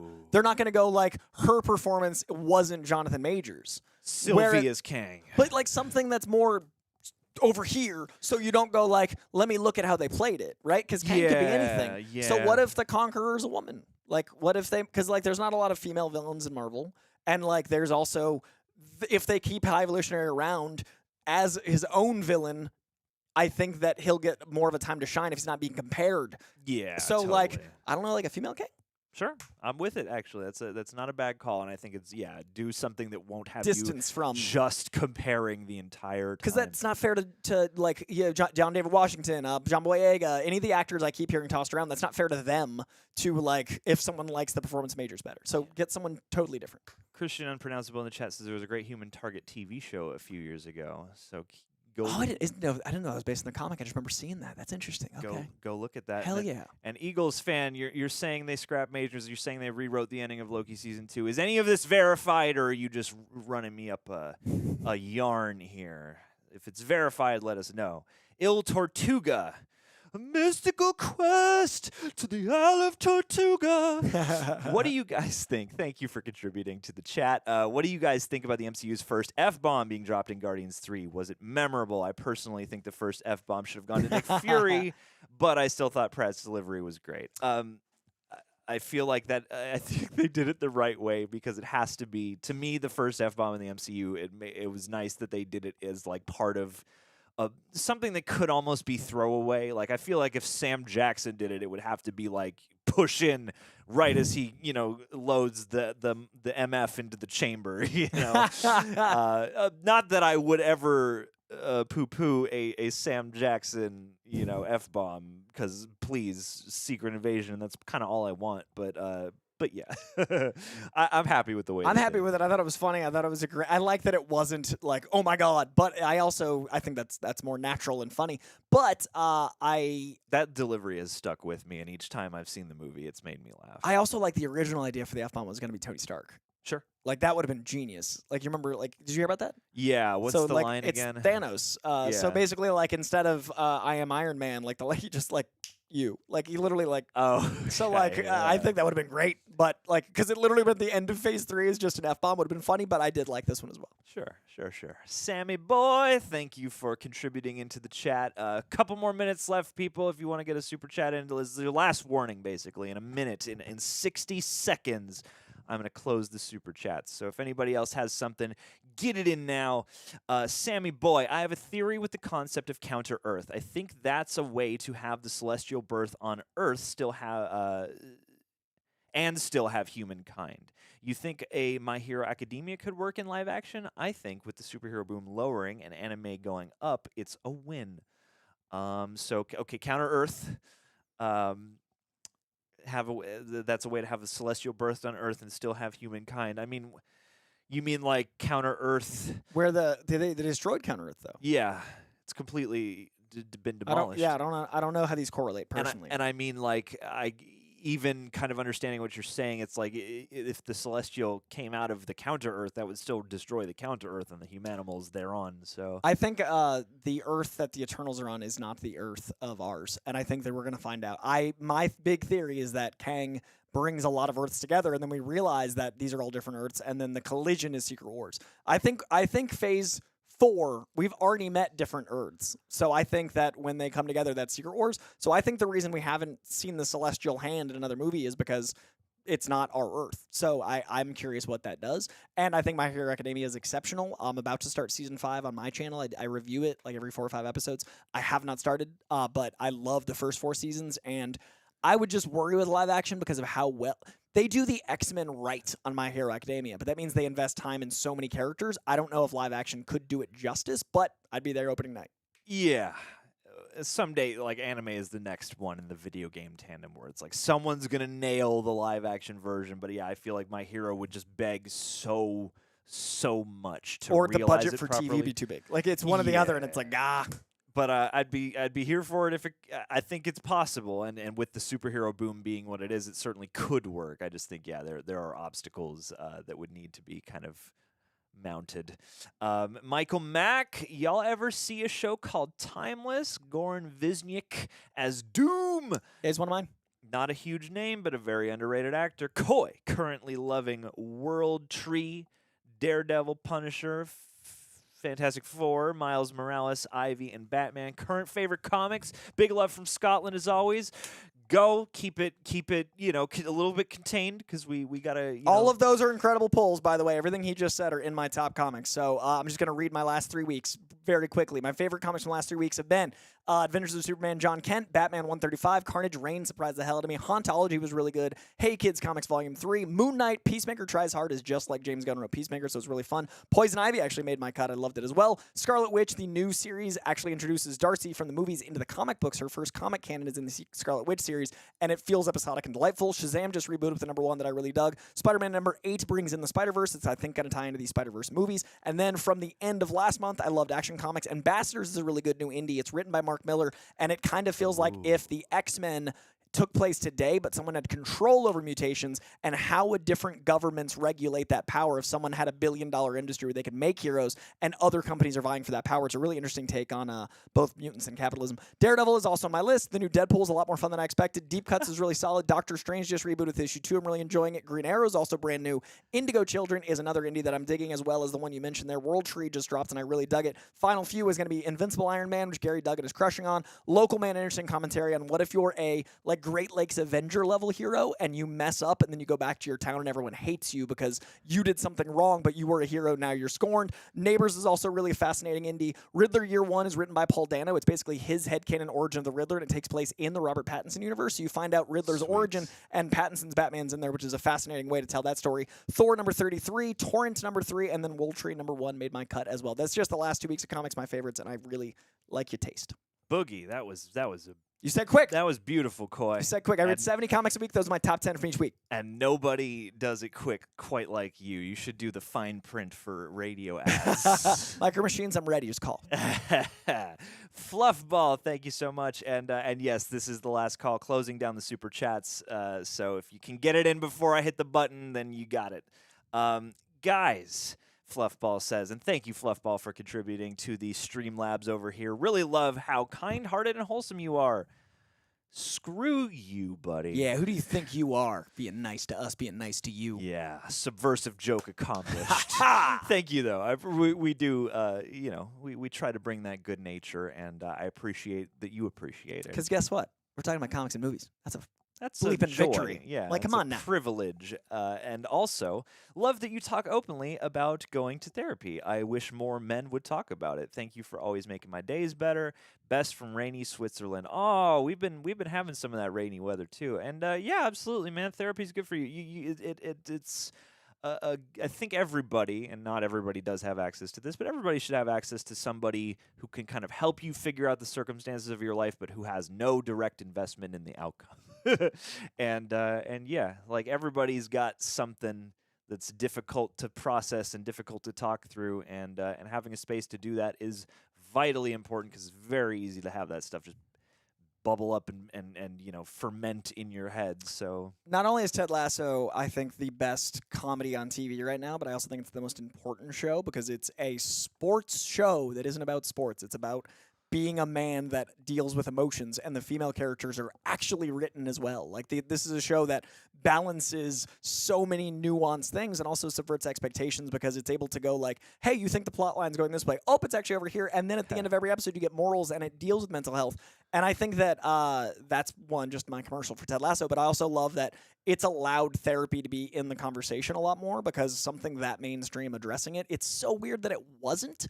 But I don't think I'd be here without therapy. Like I would not survive working on the internet. I would not survive dealing with fans of comics and movies on the internet without therapy. And I also don't think LA would be digestible because this is a really hard town. And I think that like we've all lived through so much crap as a macro, the micro of what we do for a living, plus the macro of the pandemic and civil rights movements and so many things we're going through. And now like the market's collapsing, so money's worth it. It's a lot. So therapy is the most important thing I think any of us can do, and there's literally nothing wrong with it. There's not a single negative. Like, if you have any means to do it, it can only help. Worst case scenario, you spend an hour and you get to talk about stuff that you wish you'd thought of before. And best case scenario, it can literally change your life. Could not recommend it more. Absolute vodka. Super chats have been closed, my friends, but you can still get a super sticker in there if you are so inclined, and we will read off your name and we will be delighted by the stick. Garth Harkness McMurray, thank you for joining us and for contributing. Thank you for holding it down. Everybody, every time somebody comes in here and sees your name, they're like, "Oh, Garth! I know Garth. Garth's great." Sure, I did it. Yeah, that patron, I was like, it's Garth. Your reputation precedes you. Slight correction. In March 2023, Grace Van Dien stated during a Twitch live stream that she would be focusing more of her time on streaming over acting after being sexually propositioned by a producer during a movie way shoot. Worse. Jesus. It wasn't internet comments. Yeah, that's wretched. Oof. I'm sorry I was wrong, and I'm more sorry that's the reason. Jesus, that is awful. Yeah, boy. Oof. I hope she's happy doing what she's doing now. Heart goes out to her. Man. Like, that's awful. I didn't Casting is not your casting couch. Yeah, people. Shills, thank and Garth, thank you for clarifying that because yeah, that is a significant element to that story. Shills, as we all are. Hey, Coy, what do you think? And thank you for contributing, by the way. Hey, Coy, what do you think about Marvel Comics killing off Kamala Khan in the comics? I don't think it's a good idea, and they are just using it to make her mutant in the comics. I do think that's part of why they're doing it. Is it's going to bring her, they can born her again and make it let her not an Inhuman but a mutant. But I also think that I don't know if a character that hasn't died. Like I was trying to think of an example. Like there used to be a rule in comics where it was only Uncle Ben, Bucky, and Gwen Stacy stay dead. That was the rule. That was literally and like you may notice, Uncle Ben's dead, but like it's people die. So I think it is definitely a marketing gimmick, and I don't love it. But I also think that it's having us talk about comics, so that's needed. Like I don't love that. That's what it takes. I don't love that it takes a character dying to come back for a major news publication to talk about it. But you also need to sell these comics. So whenever it happens, I'm always like, all right, I guess sales were low that quarter. And like comics are selling better than they have in a long time now that they're back. But it still has to continue on. So don't love it, but juice worth squeeze for sales. And it's funny. I saw somebody post like a meme of like when they announce a comic character is being killed off, and it's just James Franco in the noose from that Coen Brothers. First time. Yeah. I couldn't help but snicker at that. And I mean too, very very quickly, is that a thing comics do? Like, do comics hype up like we're gonna kill this character, so tune in? Like, I feel like that would in a movie people would be like, don't tell me that. This was in a Spider-Man comic, and they basically went like the most shocking end of an issue. They didn't say who it was, and then when it got out, everybody started talking about it. So again, marketing, like it's literally just so we talk about it. Sure. But sometimes they do that. Sometimes they're like, in 5 issues, Booster Gold dies, and then you go like, how? No. And like, so yeah, there's two sides to the death coin. And Jahir Andrian Gutierrez Perez. I hope I said your name correctly. Shouts out to your little brother Fabian. Fabian, I hope you're doing well. Yeah, you're a good dude. All right, and I hope your brother is good to you as well. And if he's not, you let us know. And I don't know. We'll go comment toward him or something like that. But you seem like a good brother for shouting out your making little efforts. bro. I respect it. And Bucky Barnes, I'm glad the VA is like equipped to support you. I know that there's a lot of trouble across the nation just with especially like veteran care and mental health care for veterans and stuff like that. So I'm glad that you have access to that. That really it is heartening to hear. Hell yeah. And people love you spitting in the chat, Corey. Yeah, it's got to drop them truths. All right, let's hop into our last little super chat array right here. Just gonna refresh the page really quickly. But yeah, look over the chat. Is anybody chattering? Let's see. Bucky, we talked to. Chino said, with Holes Marvel's trying to treat Miss Marvel's death like it's Superman, a subpar character with barely in history. Disagree, actually. I think she's more consistent than Superman's ever been. In her 5-year run, she's done a lot more and told a lot more consistent stories. I think Superman's a bigger character, but I don't think he's as consistent as Miss Marvel. So yes, bigger character, sure, but as impactful. Superman's obviously more impactful, but the death might be impactful because of how consistent Miss Marvel is. Did I watch Sandman? I've not yet because I want to actually watch it, and I haven't had time to like sit and commit like the hours of focus. I want to watch it when it's on. Good Omens Season 2, Christian's very excited about. There's one more Streamlabs in there, according to Garth. There is. Okay, yep. We got you. Yep, we're in the final stretch. We're in the end game now. Yes, we're in the end game now. All right, those live chats I could see. I got the 5 that were on screen. You're so money, baby. You're so friggin' money, Coy. You're Miss Money Penny. It's crazy that the guy that came up with that phrase is now like running all of like Star Wars. I know, right? Like that expression, and now he's like he started Marvel, and like now I feel he's like got money. I just respect that he doesn't get the credit. Garth, no, he doesn't. Really doesn't. Give Favreau your money. Flowers. The Human Target had an 80s TV series starring Rick Springfield, and then the 2010 TV series starring Mark Valley and Jackie Earle Haley. He also appeared in the Arrowverse TV shows briefly. That's awesome. I love that there was an 80s show about this guy. I knew the 2010 one was on because it was advertised at Comic-Con. Ironically, I didn't realize it was a the comic. That's fantastic. He's such a weird, fun character. I love that. Hells yeah. Olenti back in the Streamlabs. Thank you so much. You're our last Streamlab as of now. I think if the only reason for a recast is because of an off-screen issue, they should stick with an actor of the same race or gender. Otherwise, it's changing the planned story because of the off-screen issue. Interesting idea, though. I get where you're coming from, although at the same time, I feel like built into this character is just the idea that I mean, I'm of two minds about this. On the one hand, we've established that variants don't always look the same, and they don't always have the same face. They're not always the same gender, etc. However, like the Council of Kangs seems to be mostly people who look like Jonathan Majors or aliens, So I can see that too, basically, and it's a very difficult issue to find the right answer toward. And part of me goes, can you find a middle ground even? Yeah, I have there's a reason I'm not in casting. Yeah, absolutely. You're not Sarah Holly Finn. Man, she is such a champion. Johnny, thank you so much for chiming in the Super Chats. We are in the final stretch here. Super Chats have been closed, but you can get a super sticker in there if you want to still. Johnny, y'all going to try the Spider-Verse Whopper? Now I am. I had the Ghost Pepper Halloween one with the orange and black bun last year, so I'll try out the Spider-Verse Whopper before it goes out. I don't know if I can break my diet to that scale, but Yes, if you I can, do, Coy. It's it'd only be for Spider-Man. Spider-Man, you only can. for Spider-Man may I Cheat cheat day. that hard. Cheat day. Dude, I haven't even been doing across cheat the days for 3 multiverse. months. My first cheat days were all in Italy. I hadn't done a cheat day in 2.5 months. I had Dude. no cheat days. That's how I dropped 22 pounds.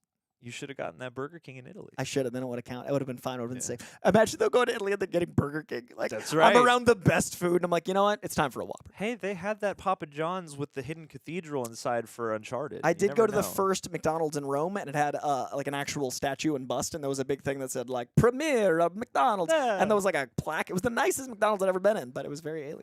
Good old Whack Arnold's. Olenti, Coy is such a big brain. Hey, thanks. Yeah, I big tried. brain. I got It's some in my eye, but I appreciate you. Better than being a smooth brain. And Olenti, thank you for holding it down and for being so generous today. I really appreciate all your input and all your love. Joyful Cheese. Great name. The best kind of cheese. All cheese brings me joy, but this cheese the most. Love the content. DC Marvel question. With the cast of Justice League changing, how about hiring Gal Henry as Power Princess and Hyperion for a Marvel Squadron Supreme? You know, I'm a sucker for stunt casting. I think it'd be really fun to cast the equivalent of the Justice League in Marvel. I really want to see Henry Cavill be in the Authority and just upset a lot of people, because a lot of homophobic people will not love that Henry Cavill is a gay character, but I also understand the gay community wanting a gay actor in that role. But I love any casting that's Give us a gay character you can't cut out for China. the Authority is. They're the leads. It's going to be great. But yeah, I love any stunt casting like this, so I'm in. Hells to the yells. And also just loving the love in the chat. Christian Unpronounceable. Good dude. This kindness happening. And yeah, just love the love pile that's happening over there. Raccoon Shampoo, thank you so much for the generous Again, great name. contribution to the chat. And yeah, I love your avatar as well. You are the rocket of the channel, my guy. Don't have anything to say at the moment, so good afternoon from Chicago. Good afternoon to Chicago. Can't do much An of accent came in there. I don't know what it was, but it was there. Yeah, I was just like, for at least one word, I gotta kind of get there. One day, I would love to visit Chicago. I've only ever been to the airport in Chicago, and that is also subsequently the only place I've tried a deep dish pizza, which I'm not gonna say is like an authentic. I got a deep place dish in LA pizza. for you. It's actually as a Bostonian and every other week in New Yorker, I actually found a deep dish place. It's not like East Coast pizza good, and it's not quite Chicago pizza good, but it's not the DiGiorno you get in LA. So it's in the middle. All right. Oh, Yeah, you heard me. LA poor pizza. LA. You heard I me. know. LA pizza is the one kind It's of thing rough where here. everyone who comes here is like, the one thing you can't please anyone with is pizza. The Thai food though, the Mexican food. Like there's a lot of good food here. Yeah, it's just not pizza. That's yeah. To balance the scales, we suck at pizza apparently. And congrats, Andrew K. I hope you're just like a variant of Andrew WK for cheating with the donuts cheat day. It's good.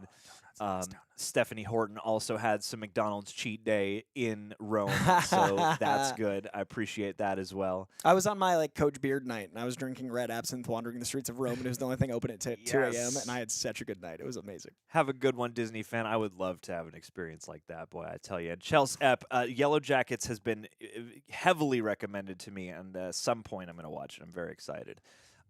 Jeff, Crashing Coyote, super genius. Jeff Snyder said Tom from Succession is a TVA agent. Would that be Matthew MacFadyen? Is he Tom? Oh, on I think Succession? that's because that was our story earlier. There we go. Yeah, Yeah. okay. Oh yeah, he definitely looks like a TVA agent. Yeah, 100%. Them's the vibes. Yeah. I buy that. It's like not quite typecasting, but kind of. Also, your boy, I had him. I pulled told up. you he was on my dooms. Goran Visnyak, he was great on an episode of Doctor Who as Nikola Tesla. he Oh, that's played. awesome. That's a good call. He's a very He was a Tesla terrific- enigmaticness. Oh yeah, he was great Tesla. And so yeah, I could definitely see Matthew MacFadyen being a TVA agent. That Like would make it. a lot of sense to me. And yeah, a fun way to incorporate him because I think he could still have fun with that. Brendan V, how's it going, buddy? Sending some love your way as well. Thank you for contributing. Hey, cuties. Hey, you. How you doing? David Cornsweat and Rachel Brosnan for the win, baby. What are you thinking on the Rachel Brosnan and Lois Lane? There's a lot of good names for Lois Lane. Like a lot. I looked into. Like I've actually been following the Lois side of things more than the Superman side of things. Sure. But she is so good at difficult dialogue. Amy Sherman Palladino is one of my favorite writers, and Amy Sherman Palladino writes Marvelous Mrs. Maisel.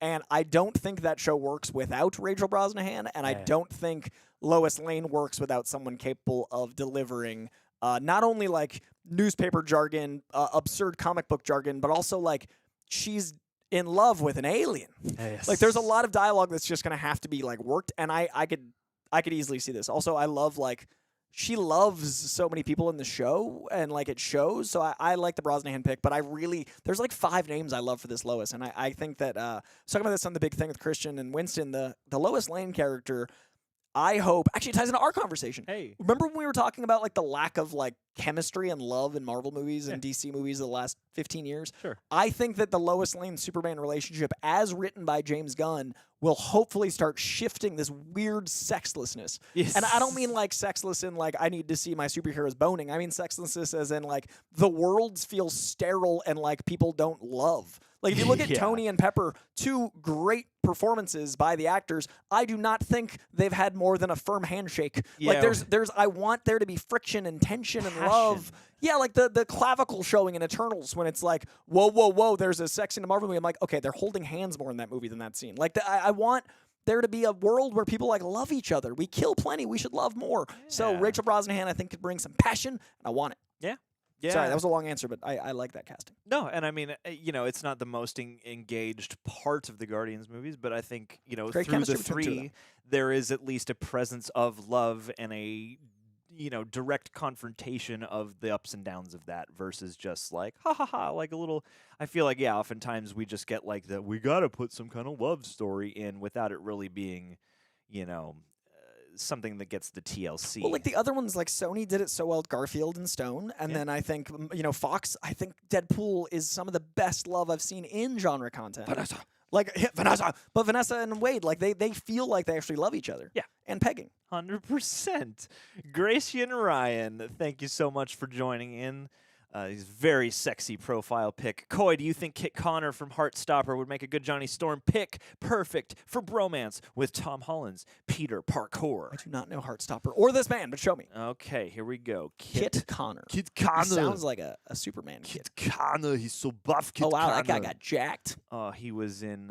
He wasn't. Rocketman, Ready Player One. He wasn't the main guy in Ready Player One because that was Cyclops. Yeah, But, I don't know this guy, but he got jacked. he's a British actor, so he can do it. But like it's so funny, like his photos from here, like it looks like 4 years ago. He's like so young and I innocent, know. and then like he's got these bodybuilding photos. Good for Sure. him. And who does he want him as? Johnny Storm. Johnny Storm. I'm into that. Again, Mason Gooding is one of my Johnny Storms for age because I think him and Tom Holland. I think he's a little older than Tom Holland, but it could work. I don't know how they're gonna do that relationship, but this guy, he actually looks like a decent amount like Human Torch. I'm into that. I don't know if I picture Human Torch as jacked as this guy recently got though. I know he like these IMDb pictures are like insanely. Dude got like yoked city. Good for him. Yeah, man. I wonder is that for that for something Heartstopper? It else? doesn't look like it's for Heartstopper. Like this dude's like got a not quite a bodybuilder man, physique, but look close. At this guy. Look at this. Like that's a large man. Yeah. He He's got a sick of all big the man, soulless ginger SpongeBob. jokes and just got gains. Yeah, say it to my face. Sean Jones, appreciate you very much for joining in. Coy, miss you on Break Room, and my brother Jace sucks. I don't know about your brother, but Break Room's got my number. They want to find me. They can call. And hey, Jace, step it up, all right. Raccoon Shampoo, appreciate you chiming back in, being very generous today. High Evolutionary doesn't have time travel, but he does have gravity. And I don't know science, but don't gravity and time have a relationship? I suppose that could be an in for Kang's time travel. What's funny is they actually used gravity with Kang in the movie. Yeah. Like all of his powers, instead of having him have time, because they were like, he's in the one place where he has no power over time. As a time conqueror, that was vexing. But man, that character, like the acting versus the anyway. I like that tie-in. I just again I don't know if I want to sacrifice High Evolutionary's arc for the sake of Kang's. Yeah, I feel that for sure. It would still feel like some kind of workaround rather than something natural. Yeah. Not to say they couldn't, but yeah, at the outset anyway. Bucky Barnes ATL, thank you so much for holding it down in the chat and for contributing here as well and for moderating and just being all around awesome. And yes, love to see the High Evolutionary work with Mr. Sinister. What do you think? I think they're very similar, and I actually was wondering when I was watching it if they would be able to use Sinister anytime soon, because the Sinister was supposed to be the big culminating event after like New Mutants, and he got teased. Like he'd been cast a few times. John Hamm most recently, Cranston wanted to play him, so Fox was leading towards Sinister, and now that High Evolutionary's in there, I don't know if they can because everybody be like, wait, we just saw this. But if they do bring him in, I think they'd work very well together. They have similar goals. Absolute vodka. Also, just real quick, Lucas Vakulik, I hope I'm saying your name right. Hello to you out in the Czech Republic, and keep studying, keep at it with your film studies, and thank you guys so much for watching. Shouts out to you. I actually have a little Czech heritage in my timeline when we did that. When we did our 23andMe and Greg got his whole like magic adventure of things and I got my verification of everything I've been told. One of those verifications was that I do indeed have some Czech heritage. So you have a great night as well, and thank you for chiming in. Thank you for tuning in. I had the John experience where I was like, well, that's everything I've ever said. Looks like I was right. Yep. Thanks. 85.9% Irish. I am a thing. Oh, boy. I was so like I've always said 7/8, and I got 85.9. I was like, well, all right. Math checks out. Not that bad. Dom, thoughts? Oh, this is a good one for Coy. Thank you for joining into the super chats here. Thoughts on Alden Ehrenreich as Red Hood? Anytime my boy Alden can work and play and do something he wants, I'm in. I've always thought Alden had this like really wonderful brooding quality about him, and I think Red Hood has seen some stuff. So I feel like Alden would crush as like the broodier side. I actually used to think of Alden as a good multiversal Batman because I think he's a little too short of Batman, but like a multiversal, and Red Hood kind of suits that. So I actually really like that take because it solves the problem. Co-signed. Totally. Totes my goats. Christian Unpronounceable, thank you once again. Keeping it strong in the super chats. Would you cast? Who would you cast as Jubilee? And why would it piss off Brandon Barrick? Brandon Barrick is one of the hosts over at New Rockstars. He is obsessed with Jubilee. I'm going to get this name and make sure I have it right, and also make sure she wasn't in another opposing property. Give me just one moment. Wow, Coy. No, I want to make... I'm cross-referencing other casting for safety. Tap into the mainframe, Coy. Penn Badgley as Reed. Interesting choice. Could kind of see that, sure. Melissa Benoist as Sue Storm. Rudy Pankow as Johnny. That's my fan cast. Ooh, that's fun. Ooh, Rudy Pankow. I know that name, right? I feel like I can see all your picks. Not bad. You should jump into some casting over here. Why not, guys? And yeah, Lenti, the Eternals did have some lovin'. I just feel like it was more stoic, sort of serene lovin'. And I want to see some, some passion, I want to sizzle. I want that chemistry, Okay, she's not in the MCU yet. I just made sure. Also, Lana Condor should have gotten her time as Jubilee because Lana Condor is incredible, and she was so good in Deadly Class, which should never have been canceled. But since Lana Condor is probably not coming back, I want an older Jubilee. for a bunch of reasons. One, I think the character leaning young is part of why people don't take her seriously. Two, if she's an 80s mall kid, she'd be older by now, and that's a key part of her character. Three, because I want him to cast Jessica Henwick. Absolutely. Anything Jessica Henwick would be a great idea. Just want Jessica Henwick in the MCU. Jubilee's great. Nether22 back at it again. Thank you so much. I'm loving all the Alan Richson love, as am I. I've loved him through Smallville, Thad in Blue Mountain State, Hawk in Titans, Reacher. I cannot wait for MCU or DC. And yeah, I'm going to be sitting here just counting down the days because I think Richson in one of these... I mean, you know, at a certain point, it becomes the conversation where it's just like, put everybody into this franchise. And certainly, I think everybody at some point will be in it. But I would be especially excited were he to be cast. Get intense Cyclops.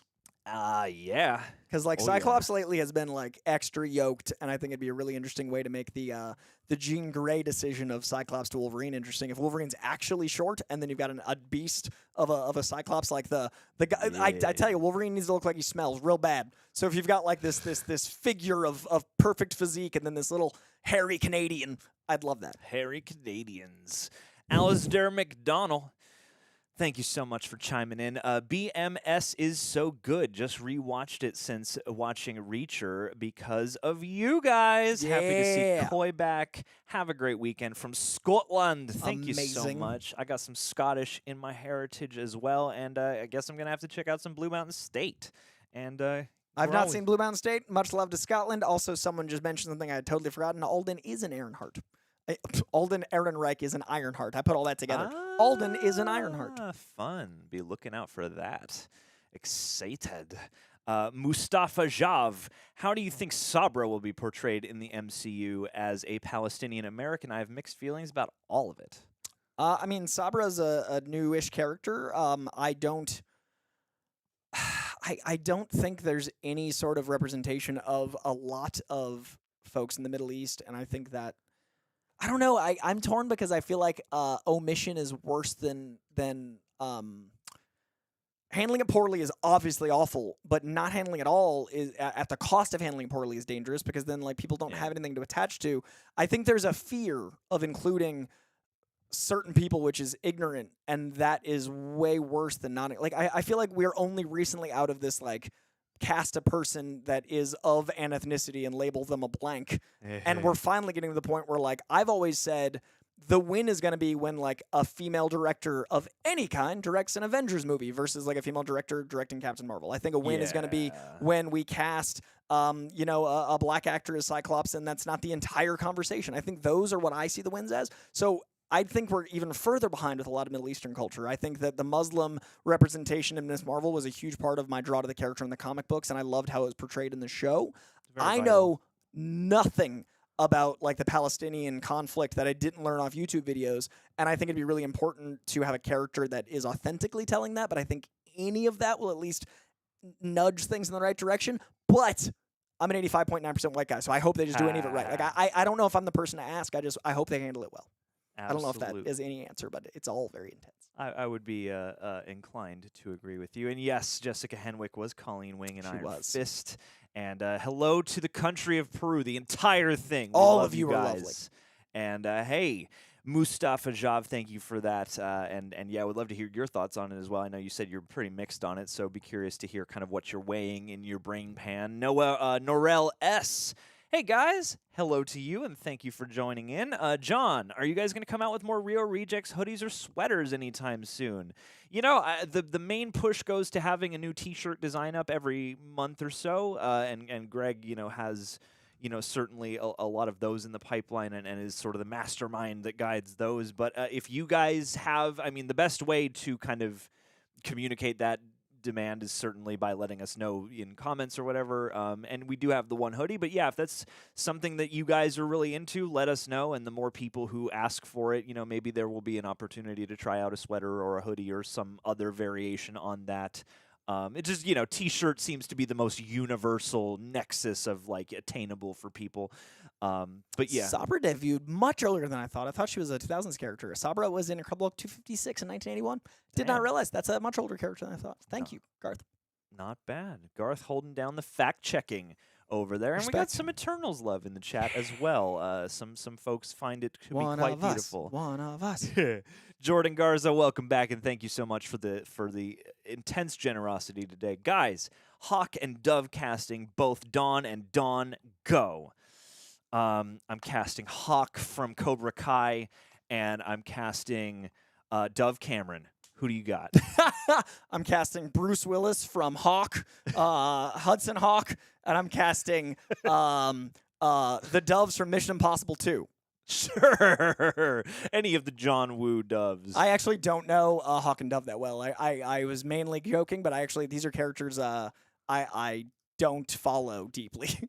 Yeah, I mean, I want, looking at this one picture here, I want it to be Jane Lynch and a really jacked Fred Willard. There it is. Ethan Suplee and Emma Stone. Cool. I'm for it. They look like these renderings are cool, so I wish I had a better answer. Yeah, then these are a blind spot for me. Because just real quick, just look at that. Look at how cool that looks. Yeah.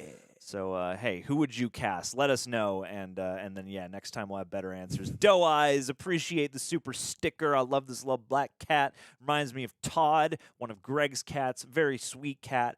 Love a good cat, and love you as well, Doe Eyes. You got a cat in your profile pic too. So all the feline love today. Joel Rolston, we're almost to the end, folks. Again, thank you so much for your love and contributions. Okay, hear me out. We will.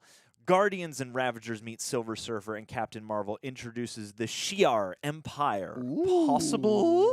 I do think Captain Marvel is going to introduce the Shi'ar Empire, like very soon in November. I did not think about the Guardians meeting Silver Surfer, though. That's very fun. I don't know how much the Ravagers are going to come into play because of who they are. Stallone probably not going to, be as around in the MCU with his schedule. And also, I think Zoe Saldana has said she's done. But, so I don't know if we'll see the Ravagers again. But I love the idea of the Guardians having any sort of adventures with Silver Surfer. That's really fun. Absolutely. And hey, we can finally get that Keanu in here. Yes, I want him so bad. I keep you perfect. Robin West Parker, thank you so much for joining in. Good to see you again.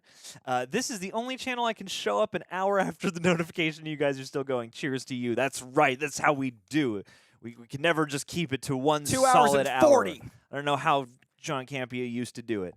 But yeah, appreciate you sticking it out. And we're here for people like you and people like me, because that's usually who I would be. Kiana Chanel, thank you so much for being here, for contributing, and for holding it down in the chat as well. Always great to see y'all's faces. Great to see yours as well, or at least the part of it I can see in your little avatar picture. Have a happy Saturday, handsome dudes. And you yourself have a happy Saturday, lovely lady. And I hope, that your day is going well. Gratian Ryan, a little moment of silence here at the end of the day. Also, just a little highlight of the text in there, the super chat, so you can see it. Yeah, good. Gratian Ryan, appreciate that little moment of silence at the very end here. DTK Dave, also from you, really appreciate the generosity, and all you guys, really, again, you guys are the fuel of these conversations.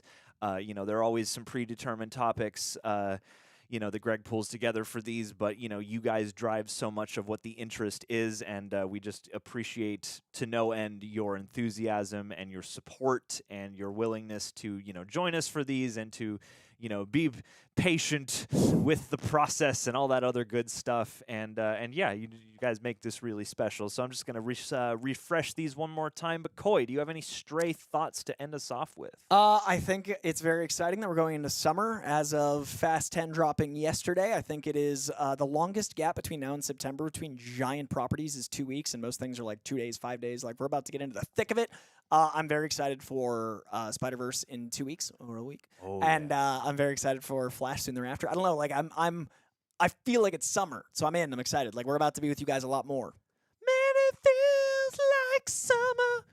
Weezer references. Sure. Guys, we are all caught up, and that is going to do it for our time today. Thank you all for being here. Shout out a few names at the end here.